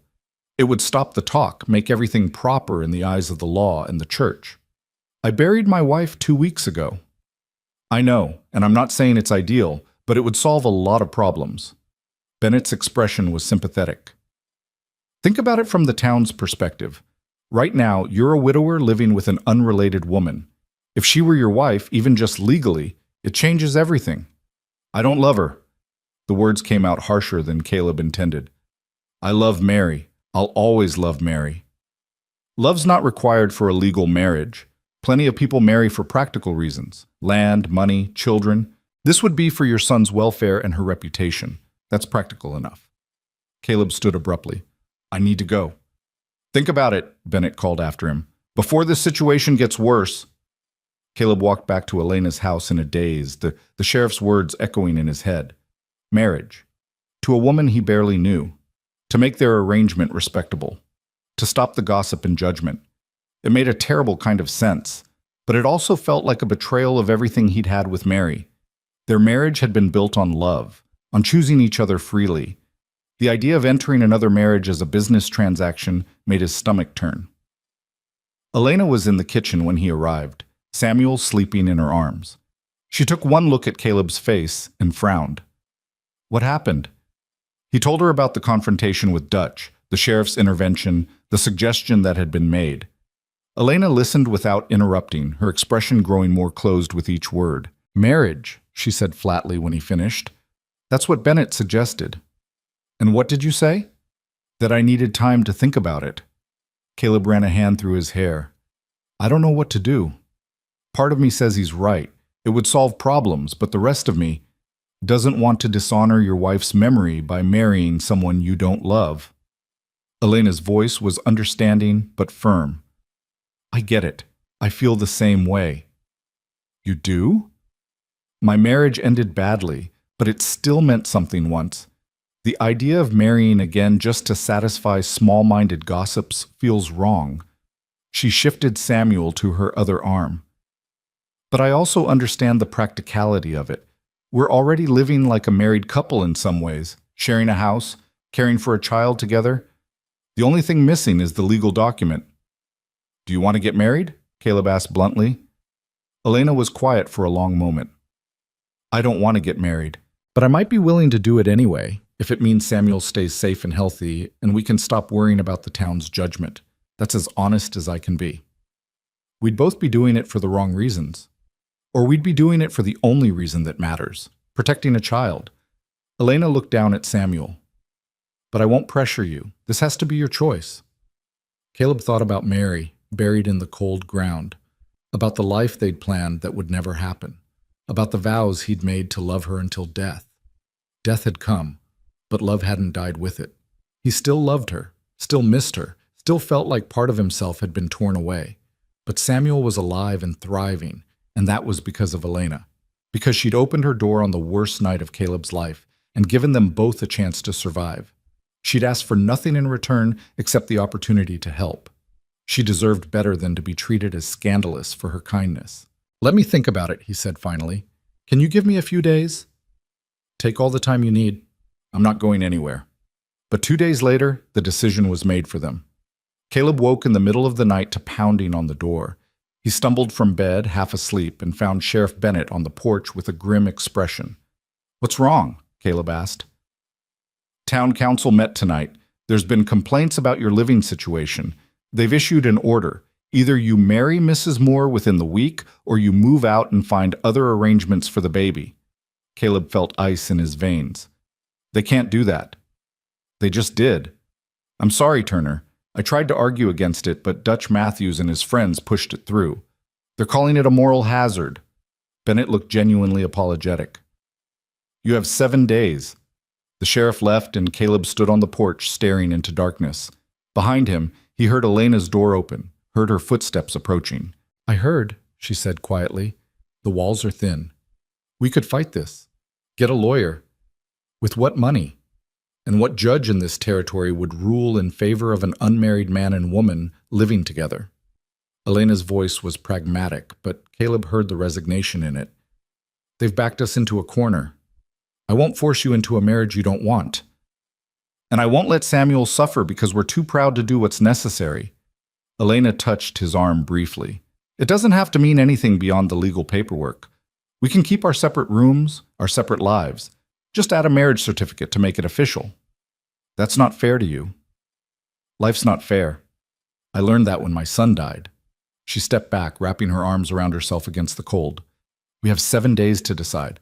Let's use them wisely. They spent those 7 days in careful discussion, negotiating terms like business partners rather than potential spouses. They would marry legally but maintain the boundaries they had established. Separate bedrooms. No romantic expectations. A partnership focused entirely on Samuel's welfare. When he was weaned and old enough, they could divorce quietly and go their separate ways. It should have felt clinical, emotionless.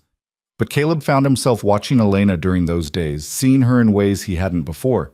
The patience she showed with Samuel, the quiet strength in how she handled the town's judgment, the way she sang softly while rocking the baby to sleep, her voice carrying a melody that made his chest ache. On the 6th day, Caleb rode to the ranch and stood at Mary's grave. He'd buried her in a small plot behind the cabin, under a cottonwood tree she'd loved. The ground was frozen now, snow covering the fresh earth. I don't know what to do, he told her, speaking to cold stone. The town's forcing my hand, and I don't want to dishonor your memory. But Samuel needs stability. He needs Elena, and I think maybe Elena needs us too, even if she won't admit it. The wind answered, rustling through bare branches.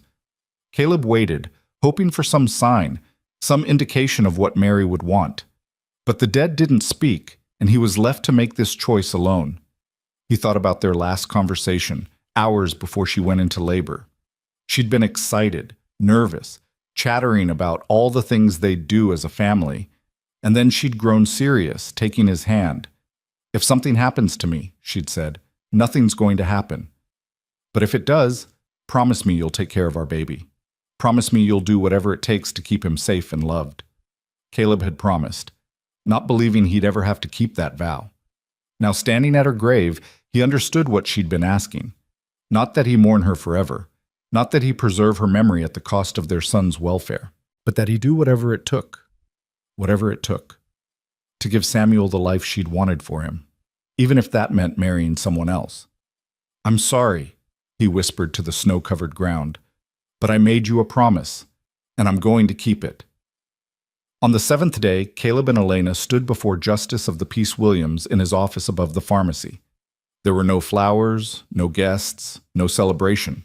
Just two people speaking vows neither fully believed, witnessed by a board clerk and the justice himself. Do you, Caleb Turner, take Elena Moore to be your lawfully wedded wife? I do. And do you, Elena Moore, take Caleb Turner to be your lawfully wedded husband? Elena's voice was steady. I do. Then by the power vested in me by the territory of Colorado, I pronounce you husband and wife. No kiss, no congratulations, just signatures on a document that changed everything and nothing. They walked home in silence, now legally married but feeling no different than they had that morning. The only difference was the ring Caleb had bought, a simple silver band that Elena wore on her left hand like a shield against judgment. That night they ate supper as they always did, Samuel sleeping between feeds. The only acknowledgement of what had happened came as they were cleaning up. Thank you, Elena said quietly, for doing this. I know it wasn't easy. You're the one who's sacrificing, Caleb replied. You're tied to a man you barely know, all to stop gossip. We're both sacrificing, but at least now Samuel is protected. That's what matters. She was right. But as Caleb lay in his separate room that night, listening to his wife, moving in her own space, he felt the strange weight of what they'd done. They'd married to satisfy others, to protect a child, to survive in a world that punished unconventional arrangements. But somewhere in the practical negotiations and legal paperwork, something had shifted. They were partners now, bound by law and necessity, and Caleb couldn't shake the feeling that they'd crossed a line they could never uncross, even if they tried. In the next room, Samuel began to cry. Caleb heard Elena's door open, heard her footsteps, heard the gentle murmur of her voice as she soothed the baby. His son, her patient, their shared responsibility, their family, however it had been formed. Caleb closed his eyes and tried not to think about what Mary would say if she could see him now. Tried not to think about the future, when Elena would want to end this arrangement and reclaim her life. Tried not to think about how the sound of her lullaby through the thin walls had become something he listened for, something that eased the sharp edges of his grief. They'd done what was necessary. Nothing more, nothing less. But as sleep finally claimed him, Caleb dreamed of two women, one dead, one living, and a baby who'd somehow bound them all together across the boundary of life and death. And when he woke to Samuel's cry in the darkness, it was Elena's voice he heard answering, steady and sure, promising comfort to a child who would never remember this time, but who was being shaped by it nonetheless.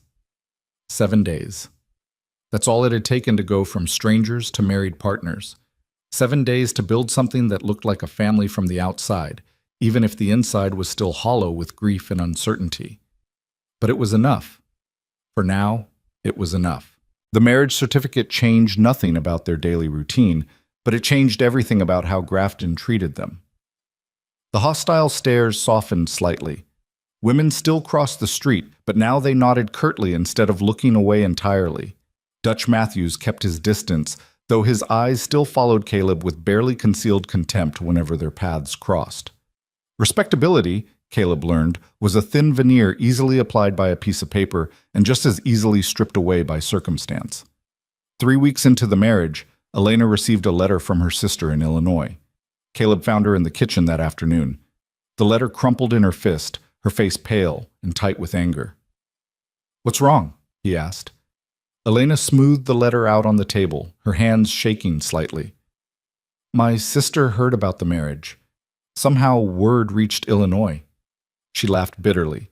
"She's concerned about my well-being, thinks I've been taken advantage of by a desperate widower, suggests I come stay with her until I can think clearly about my situation." Caleb read over her shoulder, seeing the barely concealed judgment in every line. The sister, Catherine, wrote in the careful language of someone trying to sound supportive while actually being deeply critical. She questioned whether Elena was truly ready for another marriage so soon after her loss, wondered if Caleb was the kind of man who values you for yourself or merely for the service you can provide. "I'm sorry," Caleb said. "She doesn't understand the situation. She doesn't want to understand. She wants to believe I'm being used because that fits the narrative she's always had about me. Poor Elena, making bad choices. Poor Elena, married to a man who abandoned her. Poor Elena, so desperate for purpose that she'd trap herself with a widower and his baby." Elena crumpled the letter again. "She doesn't know that I chose this, that I'm choosing it every day." "You could write back, explain. What would I say? That we married to avoid scandal? That we sleep in separate rooms and live separate lives? That this whole thing is a practical arrangement that will end the moment Samuel doesn't need me anymore?" Elena's voice cracked slightly. "She'd use that as proof that I'm being used." Caleb pulled out a chair and sat across from her. "Are you? Being used?" Elena met his eyes directly. "Are you using me?" "No. I'm grateful for your help, but I never wanted to trap you into anything. You could leave tomorrow if you wanted. I'd figure something out." "And you think I don't know that?" Elena's expression softened slightly. "That's the difference between you and my former husband. He needed me to need him, to be helpless so he could feel important. You'd let me walk away even if it made your life harder. That's not using someone. That's respecting them." The words hung between them, intimate in a way their relationship had carefully avoided. Caleb found himself noticing small details he'd been trying not to see. The way lamplight caught in Elena's dark hair, the strength in her hands as they gripped the edge of the table, the intelligence in her eyes that the town had tried so hard to diminish. "Don't respond to your sister," he said finally. "At least not now. Let her believe what she wants. People who've decided to judge you won't be swayed by explanations." Elena nodded slowly. "You're right. I just wish—" She stopped, shaking her head. "Never mind what I wish. Wishes are for children." But Caleb heard the longing beneath her pragmatism, the wish to be understood, to be seen as something other than pitiable or scandalous. He understood that wish intimately because he carried the same one. That night, after Samuel was fed and sleeping, Caleb sat at the small desk in his room and wrote a letter of his own. Not to Elena's sister, but to his brother in Montana. The letter he'd started weeks ago had never been sent, but now he finished it, trying to capture the complexity of what he was living. "I know this sounds strange," he wrote. "A marriage of convenience to a woman I barely knew a month ago. But it's not what you're thinking. Elena is not taking advantage of my grief, and I'm not taking advantage of her kindness. We're two people who lost everything finding a way to survive together. Maybe that's not love, but it's something. Something worth protecting." He sealed the letter and set it aside, knowing he probably wouldn't send this one either. Some things were too complicated to explain in words. The next morning brought the first real warmth Grafton had seen in weeks. Snow began to melt, creating rivers of muddy water in the streets.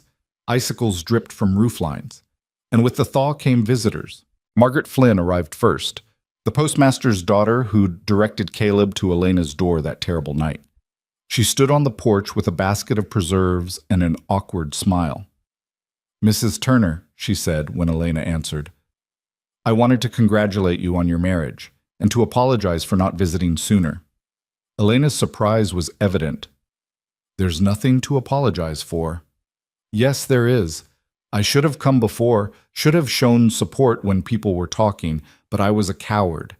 Margaret held out the basket. "These are from my mother's recipe. She always made them for special occasions." Elena took the basket, her expression carefully neutral. "Thank you. Would you like to come in?" They sat in the parlor, an uncomfortable silence stretching until Margaret spoke again. "I know what people are saying about you, about both of you, and I know most of it's nonsense. What you did for Mr. Turner and his baby, that was Christian kindness, the kind this town claims to value but rarely practices." "The town made sure we married," Elena said quietly, "made it impossible for us to continue any other way." "I know, and I'm ashamed of that. But for what it's worth, some of us are glad you're together. Samuel is thriving, anyone can see that. And you both look less haunted than you did a month ago. That counts for something." Caleb, standing in the kitchen doorway, was struck by Margaret's words. Less haunted. Was that true? He caught his reflection in the window glass, still gaunt from grief, still carrying shadows under his eyes. But maybe there was something different, a slight easing in the set of his shoulders, a fractional decrease in the weight he carried. Margaret didn't stay long, but her visit cracked open a door. Over the following weeks, a few other women came calling. Not many. Grafton was still a judgmental place, and most people still avoided the Turner household like it carried plague. But a handful of women, mostly ones who'd suffered their own losses and understood grief's strange mathematics, made quiet gestures of support.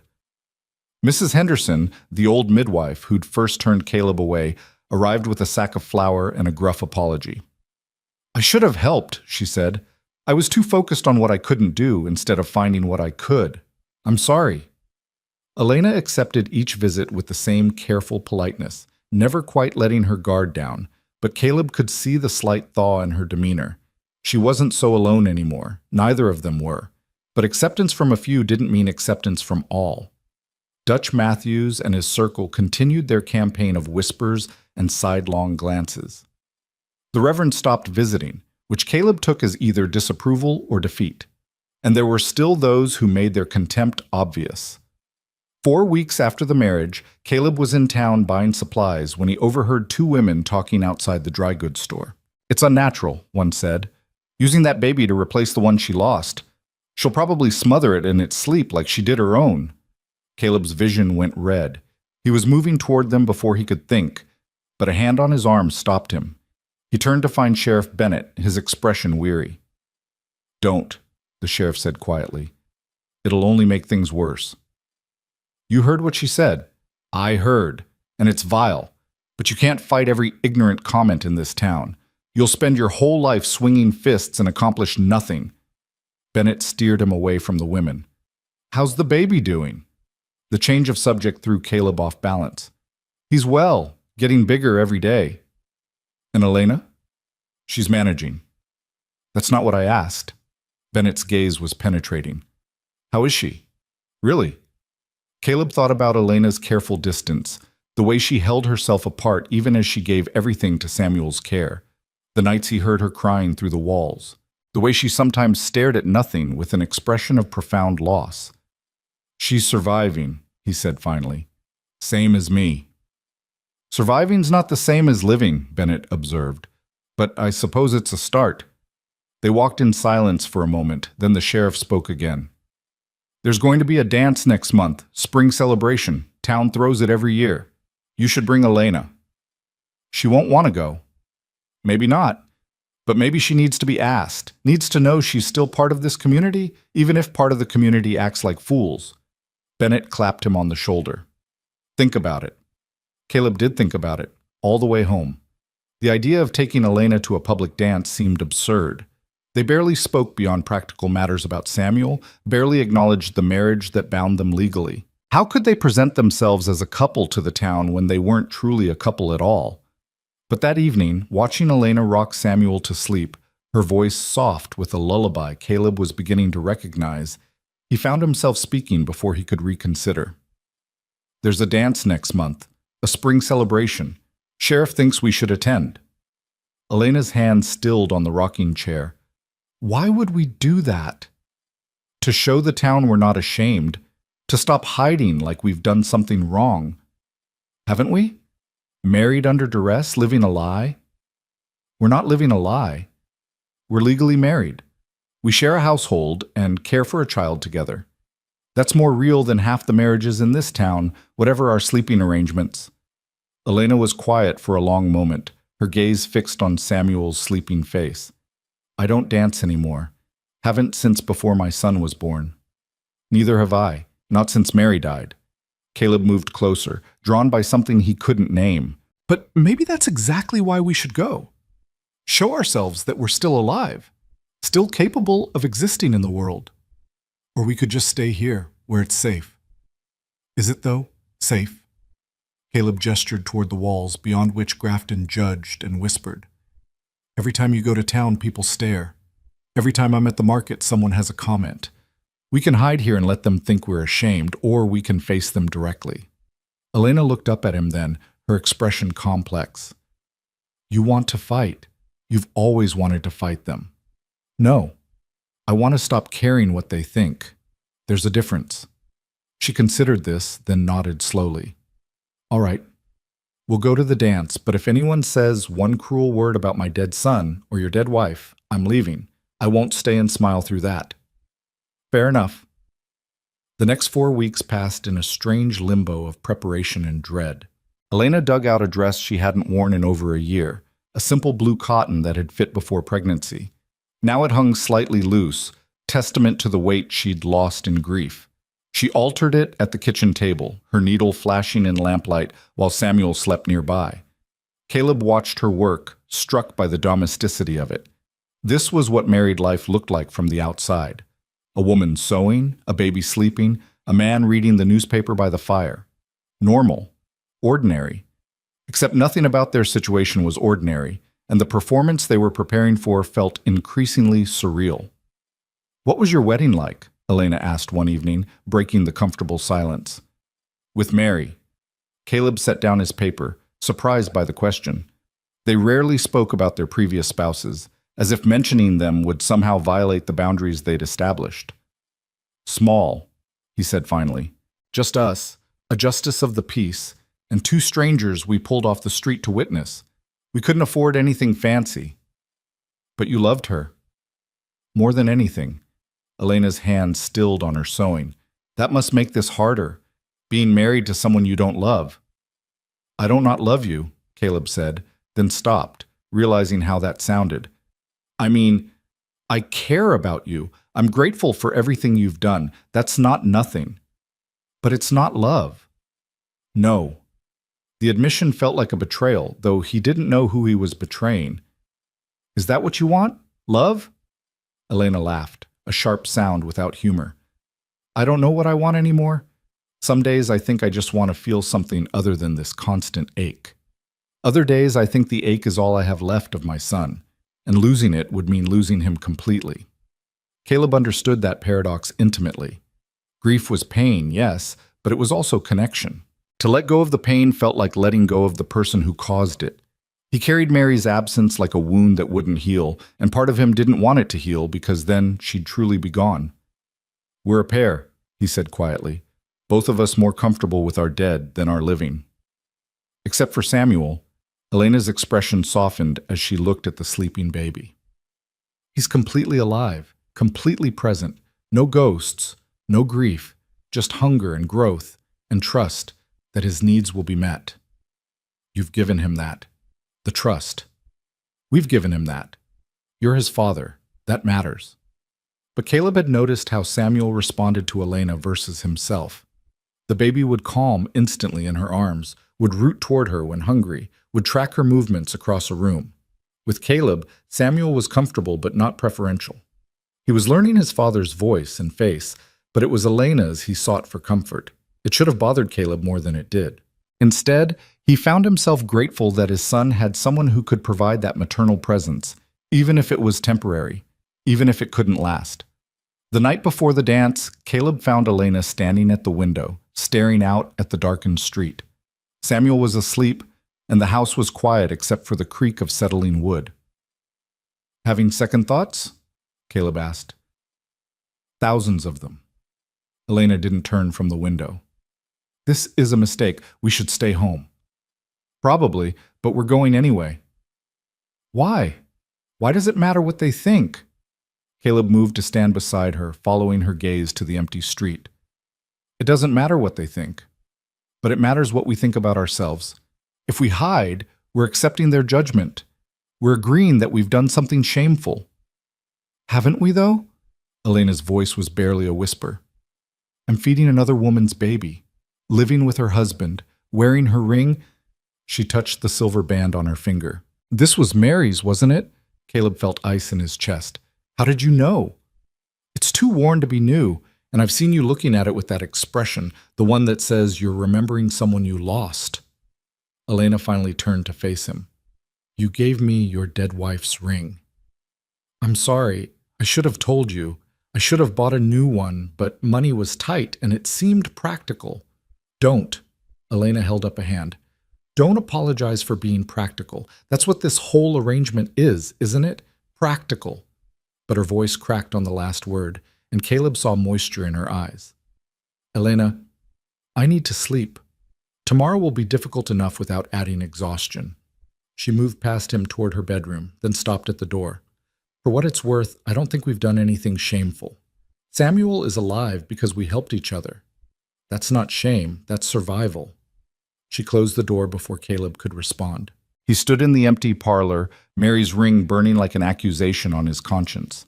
He'd given it to Elena without thinking, treating the symbol of his first marriage as nothing more than a convenient prop for his second. What did that say about him? About how quickly he was willing to let Mary's memory fade? But when he went to bed that night, it was Elena's tears he couldn't stop thinking about. Not Mary's ghost, but the living woman in the next room who'd shown such strength in the face of impossible circumstances. Who'd saved his son and asked for nothing in return except to be left alone with her grief when this was over. They were using each other, he realized. But maybe that was all right. Maybe two broken people leaning on each other was better than two broken people falling alone. The dance was held in the town hall, a large wooden building that served as church, meeting place, and social center. Lanterns hung from the rafters, casting warm light over tables laden with food brought by various families. A small group of musicians, fiddle, guitar, and accordion, occupied one corner, tuning their instruments. Caleb and Elena arrived late, hoping to slip in unnoticed. Instead, conversation died as they entered, every head turning to stare. For a long moment, nobody moved. Then Margaret Flynn crossed the room and took Elena's hands. "Mrs. Turner, I'm so glad you came. And don't you look lovely in that dress?" The moment broke. Conversation resumed, though at a lower volume, and Caleb was acutely aware of the whispers following them as they made their way inside. He kept his hand at Elena's elbow, a gesture that looked protective but was actually just as much for his own steadiness. They found seats near the refreshment table, neither quite brave enough to venture onto the dance floor. Caleb watched other couples moving through the patterns of a simple waltz, remembering the last time he'd danced. It had been with Mary, at a harvest celebration 2 years ago. She'd been laughing, her face flushed with exertion and joy, completely alive and present, and his. "You're thinking about her," Elena said quietly. "Am I that obvious?" "Only to someone who's thinking about the same thing. Different person, same absence." They sat in shared understanding, two widowed hearts pretending to be whole. Around them, Grafton celebrated spring with music and dancing and the simple joy of community, but Caleb and Elena existed apart from it, observers rather than participants. "We should dance," Caleb said suddenly. "Just once. Show them we can." Elena looked at him like he'd suggested they burn the building down. "I don't think—" "One dance, then we can leave." He stood and offered his hand. "Please." For a moment he thought she'd refuse. Then she placed her hand in his and let him lead her to the floor. The musician started a new song, something slow and simple. Caleb put his hand at Elena's waist, feeling her stiffen at the contact. They began to move, awkward and uncertain, two people who'd shared a house for weeks but had never been this close. "Everyone's watching," Elena murmured. "Let them watch." They turned slowly, finding the rhythm. Elena's hand in his was warm, calloused from work.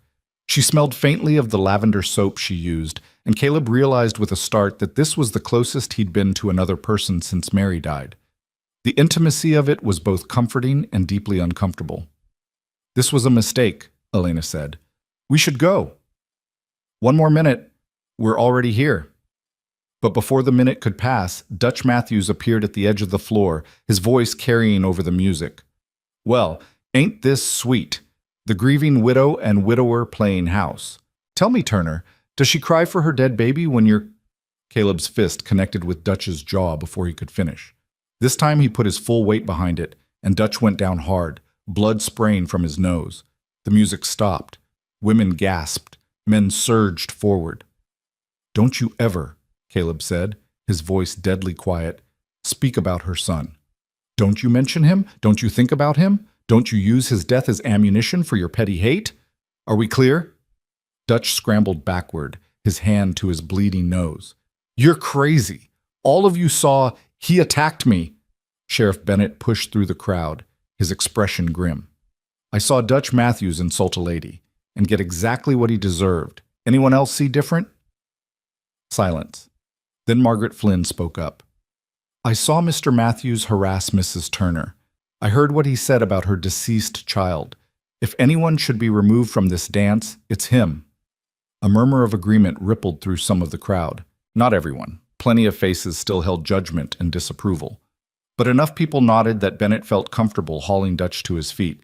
"You're done here, Matthews. Go home and cool off." Dutch looked around for support, found none willing to speak up, and left with a final venomous glare at Caleb and Elena. The musicians started playing again, conversation slowly resuming, but Caleb felt Elena trembling beside him, saw tears streaming down her face. Not from Dutch's words, he realized, but from the defense Margaret and others had offered, the unexpected solidarity.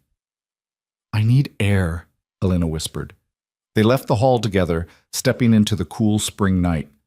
Elena walked quickly, not stopping until they'd reached the edge of town where her house stood dark and quiet. Only then did she turn to face him, her expression raw. "You shouldn't have hit him. He deserved it." "Maybe. But now you've made an enemy. A real one." Elena wrapped her arms around herself. "You can't keep fighting my battles. Eventually I have to learn to fight them myself. Or we fight them together. We're married, remember? What hurts you hurts Samuel, and what hurts Samuel hurts me. That makes your battles mine whether you like it or not." Elena stared at him, something shifting in her expression. "When did this become real to you, this marriage?" "I don't know.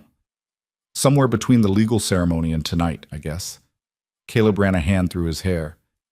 "It started as convenience, but maybe it's becoming something else, something neither of us planned." "I can't," Elena said, her voice breaking. "I can't let this be real, because real things can be lost, and I've lost too much already. I can't survive losing anything else." "You won't lose Samuel, I promise you. You can't promise that. You don't control the future any more than I do." Elena's composure shattered completely. My son was healthy one day and dead the next. Mary was alive in the morning and gone by evening. We don't get to keep the things we love, Caleb. Life takes them away. She was crying fully now, all the grief she'd held back for months pouring out. Caleb moved without thinking, pulling her into his arms. She resisted for a moment, then collapsed against him, her whole body shaking with sobs. He held her while she wept for her dead son, her failed marriage, the cruel town and the impossibly hard life she'd been handed. And somewhere in holding her, Caleb felt his own walls cracking. He'd been so focused on Samuel's survival that he'd forgotten to acknowledge his own grief, forgotten to mourn Mary properly, forgotten to feel anything except the desperate need to keep moving forward. But Elena's tears unleashed his own, and they stood together in the darkness, two people finally allowing themselves to break. Eventually the storm passed, leaving them both exhausted and quiet. Elena pulled back, wiping her eyes. "I'm sorry," she said. "Don't be. I needed that too." They walked home in silence, but it was different than before. Less careful, less guarded. They'd seen each other at their most vulnerable, and somehow that had created a new foundation for whatever they were building. At the house, Samuel was awake and fussing. Mrs. Henderson had agreed to watch him during the dance, and she met them at the door with relief evident on her face. "He's been crying for 20 minutes, won't settle for anyone but his mama." Elena took the baby, and Samuel quieted immediately, rooting toward her even though he'd been fed before they left. Elena settled into the rocking chair and began nursing while Mrs. Henderson let herself out. Caleb sat across from them, watching. His wife and son, legal definitions that were slowly becoming emotional realities. He'd married Elena to satisfy the town's demands, but watching her now, her face soft in lamplight as she fed his child, he felt something shift irrevocably in his chest. "What are you thinking?" Elena asked without looking up. "That maybe we're not as broken as we thought, or maybe we're just broken in compatible ways." A small smile touched Elena's lips. "That's either very wise or very sad. Can it be both? With us, probably." Samuel finished feeding and fell asleep against Elena's shoulder. She didn't move to put him in his basket, just sat holding him, as if afraid to let go. Caleb understood. Every moment with Samuel felt precious because they both knew how quickly a child could be lost. "We don't have to stay in Grafton," Caleb said quietly. "We could leave. Go to Denver or even California. Start over somewhere nobody knows our history. Run away. Start fresh." Elena considered this, her hand moving in slow circles on Samuel's back. "And what would we be starting? This arrangement is temporary, remember? When Samuel's weaned, we go our separate ways." "Do we, though?" Caleb leaned forward. "Look at us, Elena. We're already a family in every way that matters. We share a home, share responsibilities, care for this child together. We've defended each other against the town's judgment. We've held each other while we cried. That's not temporary. That's real.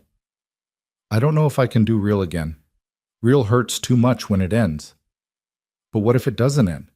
What if we stop planning for dissolution and start building something that lasts?" Elena looked at him directly, her eyes searching his face.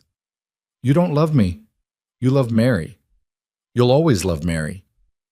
"You're right. I will always love Mary. Just like you'll always love your son and probably some part of your former husband despite how he treated you. But that doesn't mean we can't love other people too. Love isn't finite. It doesn't run out." "You're talking about love like it's a choice, like we can just decide to feel it. Isn't it? I chose to marry you. I'm choosing every day to stay, to build this life with you. Maybe that's what love is after loss, a choice to keep choosing someone, even when it's hard." Silence stretched between them, heavy with possibility and fear. Then Samuel stirred, making a small sound, and the moment broke. "I need to put him down," Elena said softly. "He's getting heavy." She rose and carried Samuel to his basket, settling him with practiced care. Caleb watched, knowing he'd pushed too hard, asked for too much too soon. But he couldn't take the words back, and he wasn't sure he wanted to. When Elena returned, she didn't sit. Instead, she stood near the door to her room, her hand on the frame. "I'm not ready," she said. For any of this to be more than it is, I'm sorry if that's not what you want to hear, but I have to be honest. I understand. Do you? Because from where I'm standing, it looks like you're trying to replace Mary with me, and I won't be someone's substitute. The accusation stung because it held a grain of truth. Was he trying to rebuild what he'd lost? Create a new version of the life Mary's death had stolen? Or was he genuinely seeing Elena for who she was? A woman distinct from his dead wife, valuable in her own right? You're nothing like Mary, Caleb said quietly. She was soft where you're hard, trusting where you're wary. She saw the best in people even when they didn't deserve it. You see them clearly, flaws and all. You're not a replacement for her. You're entirely yourself. Elena's expression softened slightly. Then give me time to figure out who that self is. I've been a wife, a mother, a widow, a pariah. Now I'm your legal wife and Samuel's wet nurse. But I don't know who Elena is underneath all those roles, and until I do, I can't promise you anything beyond what we already have. It was fair, more than fair. And Caleb nodded, accepting the boundary she was setting even as part of him wanted to push against it. Take all the time you need. I'm not going anywhere. Elena studied his face for a long moment, then nodded and went to her room, closing the door softly behind her. Caleb sat alone in the lamplight, the house quiet except for Samuel's soft breathing. Tonight had changed things, the dance, the confrontation, the conversation. They'd crossed lines they couldn't uncross, said things that couldn't be unsaid. Whether that led them towards something real or pushed them further apart remained to be seen. But for the first time since Mary's death, Caleb felt something other than grief. It wasn't happiness exactly, and it wasn't peace, but it was possibility. The sense that maybe, just maybe, there was a future worth building beyond simple survival. In the next room, he heard Elena moving around, preparing for bed. His wife, his partner in this strange arrangement they'd created, and somewhere in the weeks of living together, caring for Samuel together, defending each other against the world's judgment, something had shifted. The boundaries they'd established were still there, but they'd become more permeable, more open to change. Caleb went to his own room, but before he closed the door, he looked once more at Samuel, his son, alive and thriving because two grieving people had found each other at exactly the right moment. Because Elena had opened her door on the worst night of Caleb's life and given them both a chance at survival. They'd done more than survive, though. They'd built something. What exactly it was remained undefined, unfinished. But it was theirs, constructed from grief and necessity, and slowly, so slowly, growing into something that might someday be called a family. The future was uncertain. The town's judgment still stung. Elena's walls were still up, protecting a heart that had been broken too many times. But they had time. They had Samuel. And they had each other. Whether either of them was quite ready to admit what that meant. It was enough. For now, it was enough. And as Caleb finally let sleep claim him, he dreamed not of the past, but of tomorrow, of coffee shared in morning light, of Samuel's laughter as he grew, of Elena's slow smile when she thought no one was watching. Dreams not of what was lost, but of what might still be found. Spring arrived in earnest, transforming Grafton from a frozen wasteland into something green and possible. Wildflowers pushed through the last patches of snow. The river that ran through town swelled with snowmelt, its voice a constant rushing backdrop to daily life. And Samuel, now 3 months old, began to change in ways that marked the passage from newborn to infant. He smiled now. Real smiles that lit up his entire face when Elena or Caleb came into view. He tracked movement with focused attention, following sounds with his eyes. His hands had discovered each other, and he spent long minutes studying his own fingers as if they were the most fascinating things in existence. He was growing stronger, filling out, becoming unmistakably himself rather than just a generic baby fighting for survival. Elena documented each change with the attention that bordered on obsessive. She'd acquired a small journal and wrote in it each evening after Samuel was asleep, recording milestones and observations. Caleb had glimpsed the entries once when she'd left it open on the table. Today Samuel laughed for the first time. A real laugh, not just gas or reflex. Caleb was making faces at him, and Samuel thought it was the funniest thing in the world. The sound filled the whole house. I haven't heard laughter in this house since before my son died.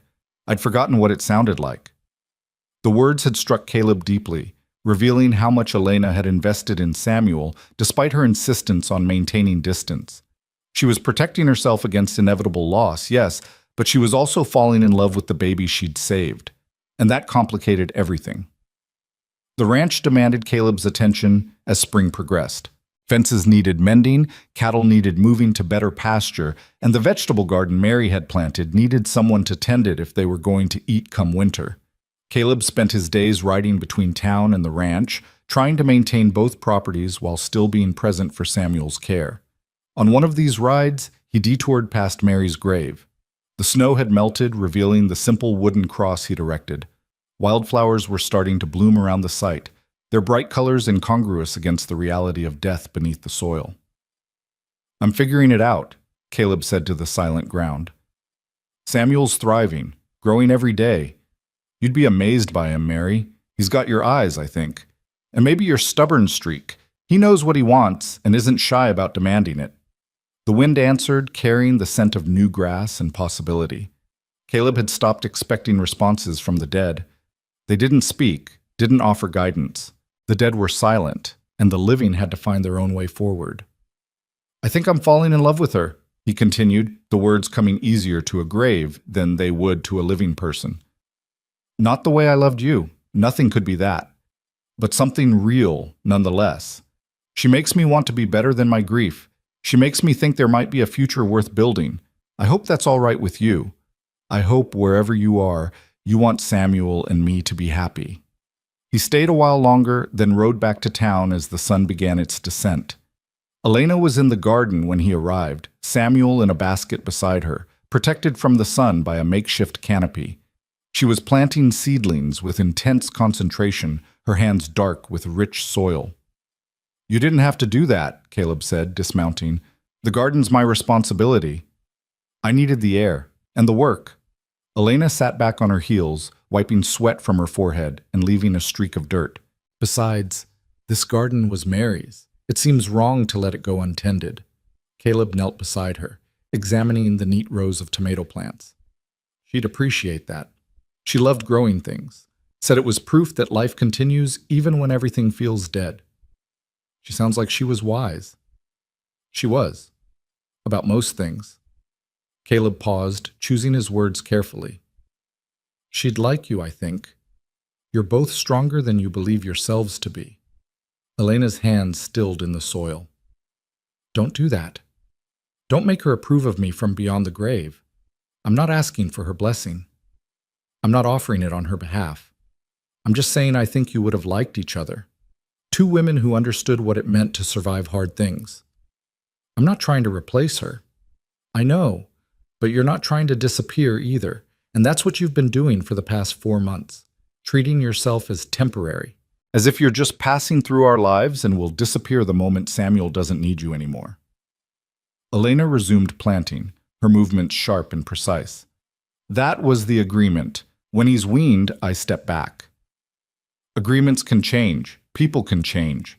Caleb reached out and stilled her hands with his own, forcing her to look at him. "I don't want you to step back, Elena. I want you to stay, permanently, as my actual wife, not just legally." "You don't know what you're asking." "I know exactly what I'm asking. I'm asking you to take a risk on something real, to stop protecting yourself against loss and start living towards something better." Elena pulled her hands free, standing abruptly. Samuel stirred in his basket, and she picked him up automatically, holding him against her shoulder. "And what happens when it falls apart? When you realize I'm not who you thought I was, or when the grief catches up with both of us and we can't stand to look at each other anymore? Then we deal with it together, like we've been dealing with everything else." "You make it sound simple. It's not simple." Elena's voice rose slightly, and Samuel whimpered. She lowered it immediately, rocking him gently. "I watched my husband walk away because he couldn't handle my grief. I buried my own child and had to do it alone because everyone in this town decided I was responsible. I've spent 2 months being called a harlot and a homewrecker for the crime of keeping your son alive. And now you want me to open myself up to more pain by pretending this could be a real marriage? It already is a real marriage. The only thing pretend about it is the wall you've built between us." Caleb stood, facing her directly. I'm not your former husband. I won't leave when things get hard because things are already hard. And I'm still here. And yes, maybe we're both still grieving. Maybe we'll always be grieving to some extent. But we can grieve together or we can grieve alone. I know which one I prefer. Elena was crying now, tears streaming silently down her face. I'm scared. I'm so tired of being scared. Caleb closed the distance between them, wrapping his arms around both Elena and Samuel. She resisted for a moment, then leaned into him, her head against his shoulder, the baby pressed between them. They stood that way for a long time, three people holding each other up against the weight of all they'd lost and all they stood to lose. I can't promise it won't hurt, Caleb said quietly, but I can promise you won't face it alone. Elena nodded against his shoulder, and Caleb felt something fundamental shift between them. Not a resolution exactly, but an opening, a willingness to consider possibilities that had seemed impossible just moments before. That night, after Samuel was fed and sleeping, Elena appeared at Caleb's bedroom door. She stood in the threshold, her expression uncertain but determined. I've been thinking about what you said, about this being real. She paused, gathering courage. I don't know if I can love you the way you loved Mary. I don't know if I'm capable of that kind of love anymore. But I can try. If you're willing to be patient with me. Caleb crossed the room and took her hands. I don't need you to love me like Mary did. I need you to love me like Elena does, whatever that looks like. I don't know what that looks like yet. Then we'll figure it out together. Elena's smile was tentative but genuine. You're annoyingly optimistic for someone who's buried a wife. And you're annoyingly practical for someone who just agreed to take a chance on love. I didn't say love, I said try. It's a start. They stood close but not touching, the space between them charged with possibility. Then Elena stepped back, her cheeks slightly flushed. I should sleep. Samuel will be up in a few hours.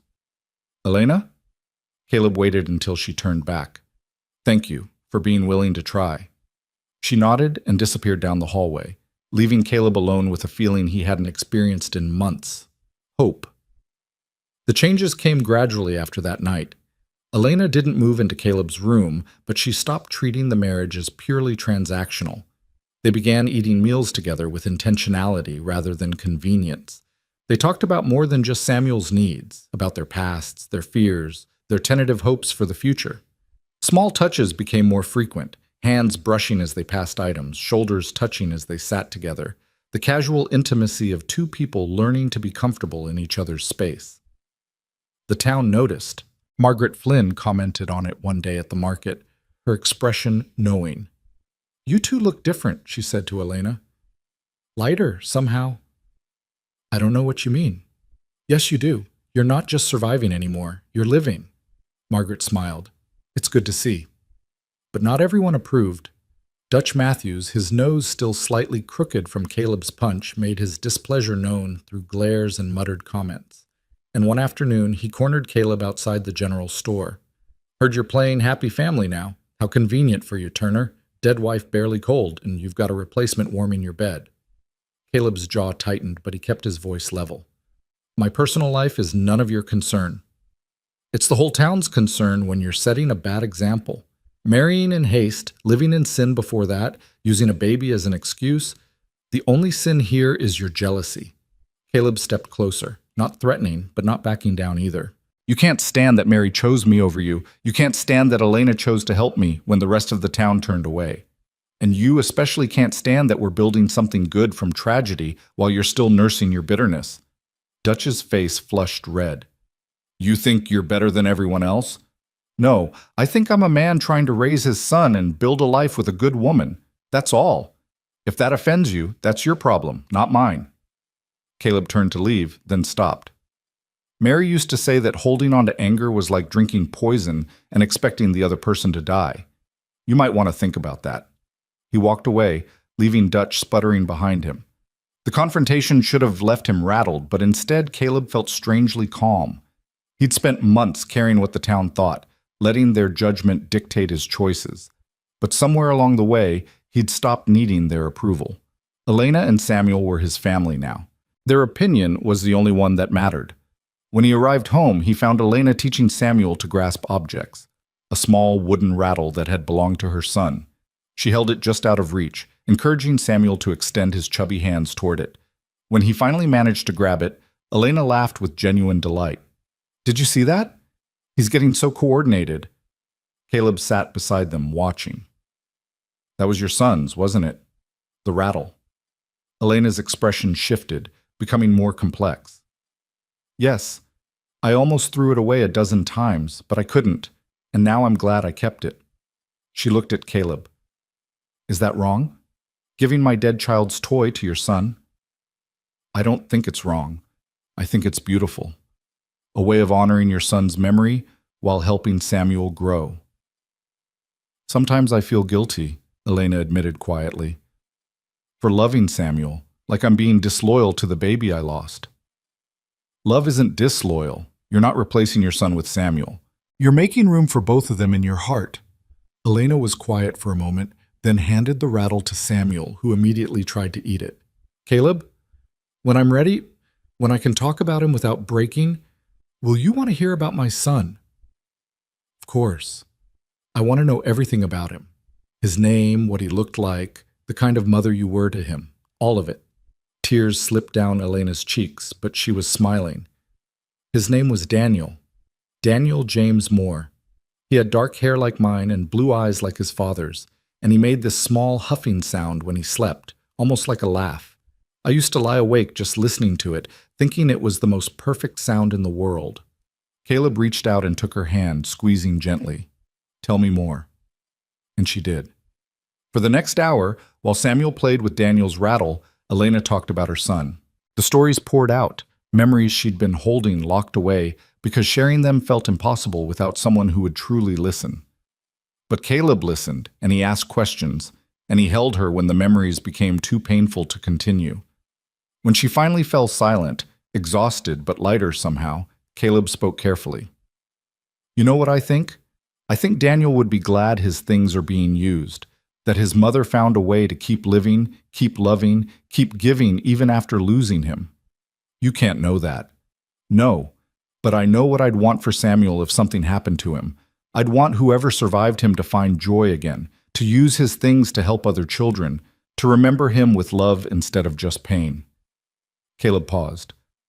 "Mary would want the same for us. She'd want Samuel raised by two people who love him, not by a father drowning in grief." "When did you become so wise?" "I'm not wise. I'm just tired of grief being the only thing that defines us." He pulled Elena closer, and this time she came willingly, fitting against his side as if she belonged there. "We've both lost people we loved. Nothing will change that, but we don't have to let loss be the end of our story." They sat together on the floor, Samuel between them, creating a small circle of warmth and possibility.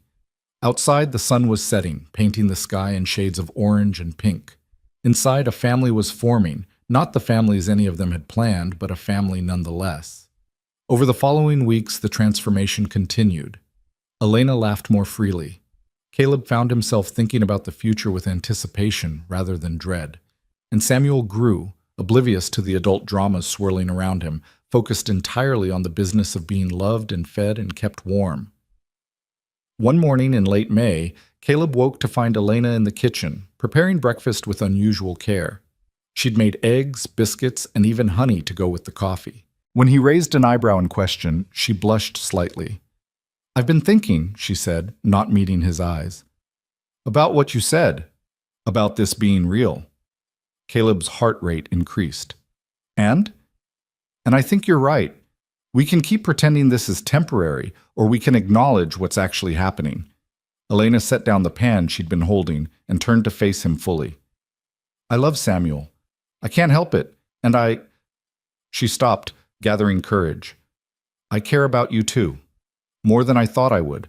More than might be wise given how recently we've both lost people.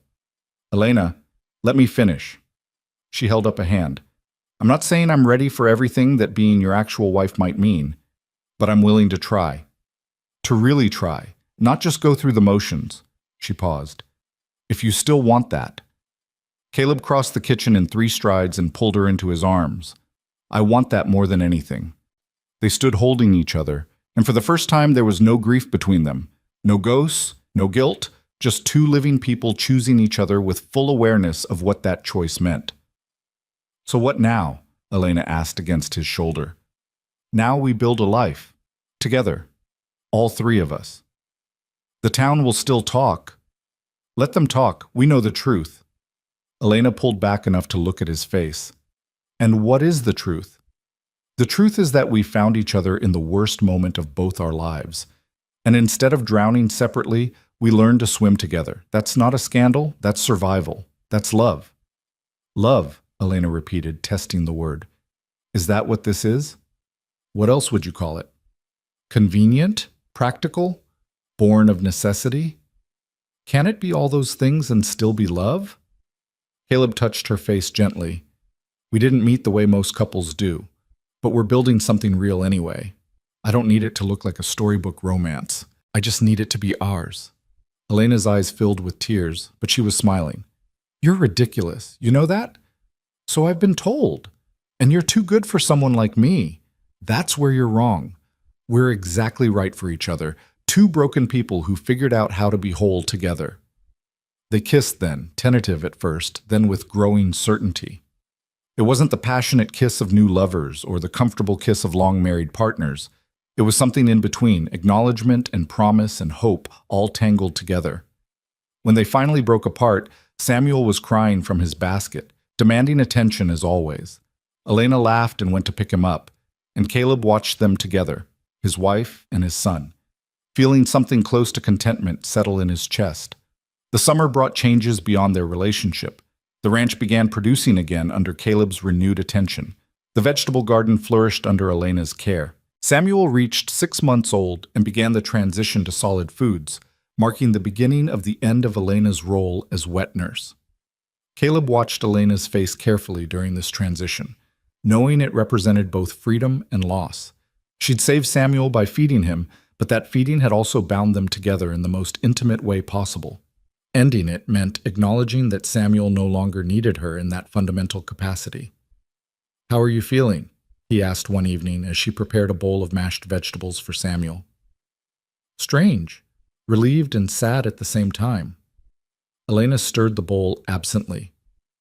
"For months, my body has been doing this one essential thing, and now it's not needed anymore." "You're still needed, just differently." "I know, but it's still an ending." She looked at him. "Does that make sense?" "Perfect sense. Every milestone is an ending of something even as it's a beginning of something else." They fed Samuel together, both of them getting more food on themselves than in the baby's mouth, laughing at his expressions when he tasted new flavors. This was their life now, the small domestic moments that added up to something larger than either of them had thought possible months ago. In July, Caleb made a decision. He sold the ranch. Elena was shocked when he told her. "But that land was yours and Mary's dream. You can't just give it up." "I'm not giving it up. I'm choosing something different." Caleb spread the sale papers on the table. "The ranch is 6 miles from town. If we live there, Samuel grows up isolated, and you're cut off from what little community you've built here. If we stay in town, I'm constantly riding back and forth, never fully present either place." "So you're selling?" "I'm selling the land but keeping the cattle. There's a property on the edge of town, 5 acres with a good house and a barn.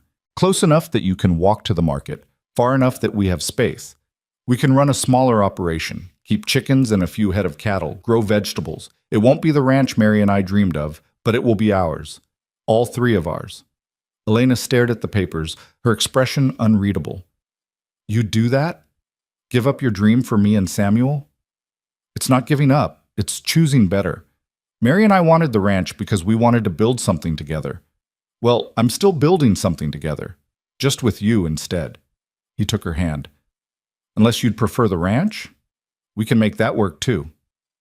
"No, I want to stay near town. I want Samuel to have friends, to go to school with other children. I want—" She stopped, emotion thick in her voice. "I want what you're offering, a home, a real one." They moved in August, transporting their combined belongings to the new property. It had a spacious main house with 3 bedrooms, a well-built barn, and a garden plot that was already producing. The previous owners, an elderly couple moving to live with their daughter in Denver, had maintained it beautifully.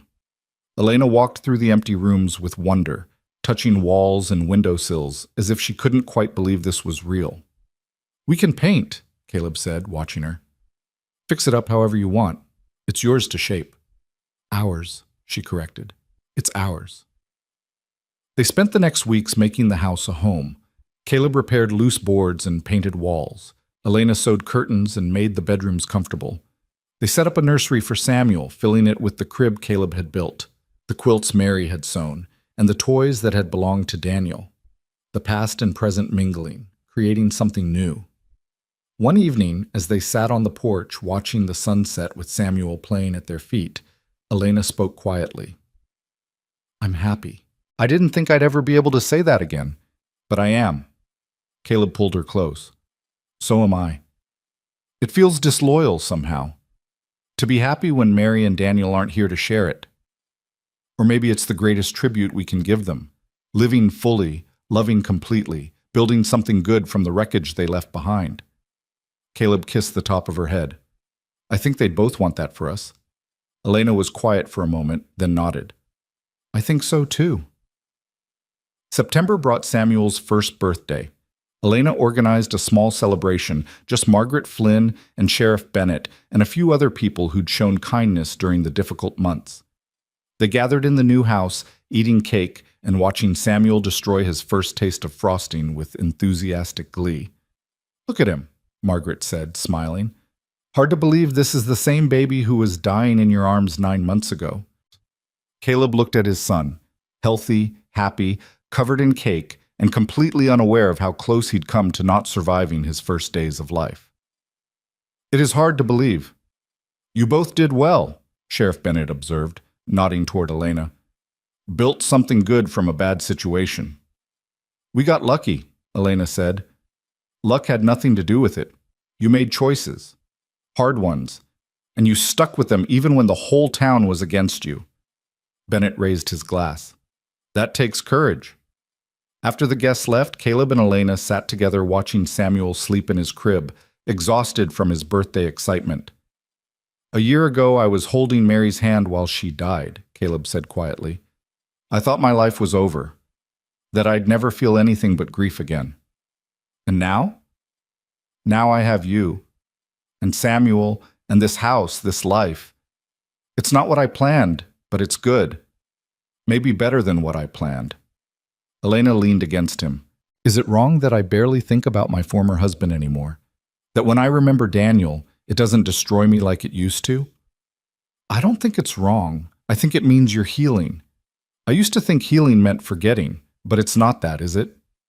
No, it's making room for new memories alongside the old ones. It's choosing to keep living even though people we love didn't get that choice."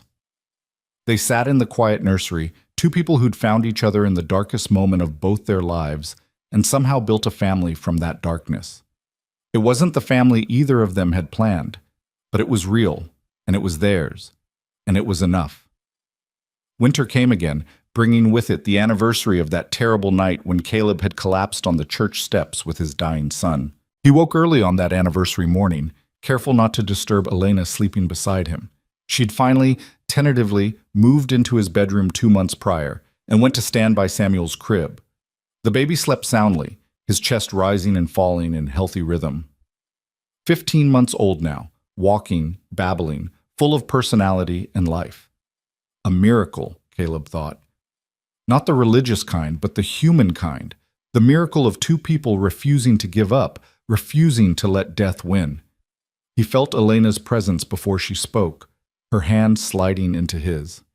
"Remembering?" she asked quietly. "How could I not? A year ago tonight, I thought I'd lost everything. Instead, you found me. Instead, we found each other." Caleb turned to face her. "Do you ever regret it, opening your door that night?" Elena was quiet for a moment, considering. "Sometimes I regret how hard it's been.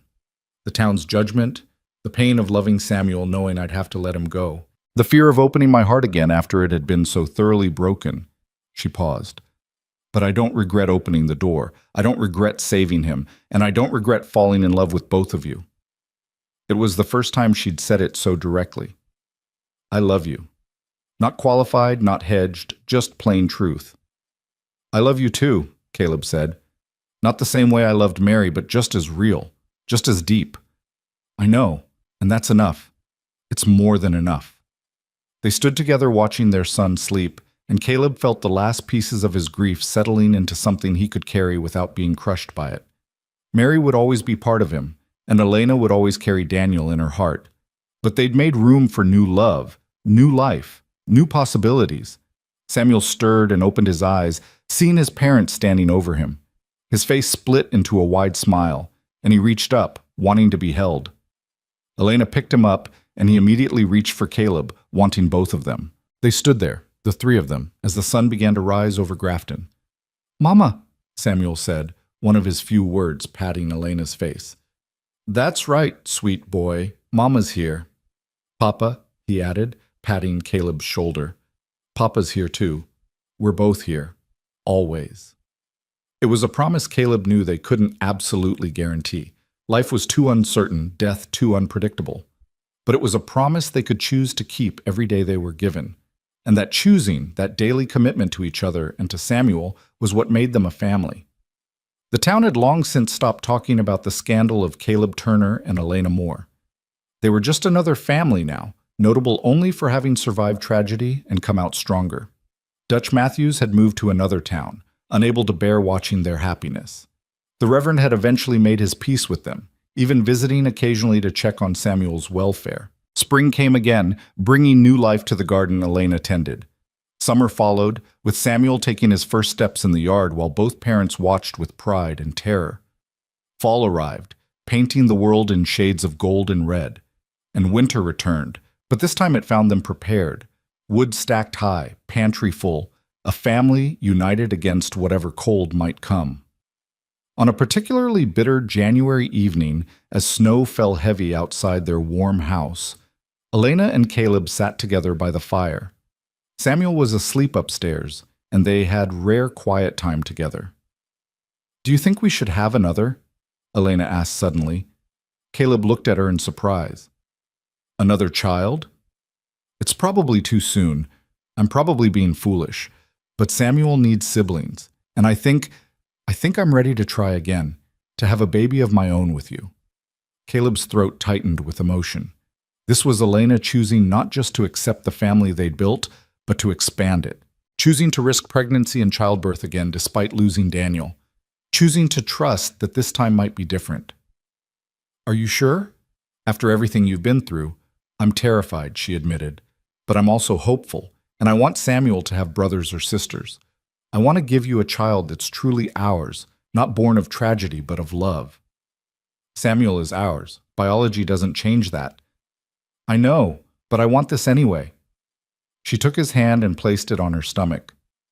"What do you think?" "I think you're the bravest person I've ever met. And if you're ready, then I'm ready too."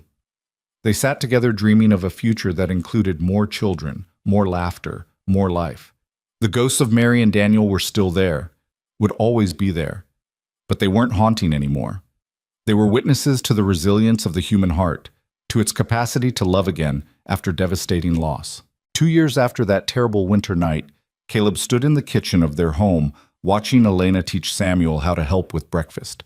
She was visibly pregnant now, 6 months along with the daughter they'd learn about in 3 more months. Samuel was careful with the eggs, his small tongue sticking out in concentration as he helped his mother. This was their life. Ordinary and extraordinary all at once. Built from loss and grief and the desperate need to survive, it had transformed into something neither of them could have predicted. Love.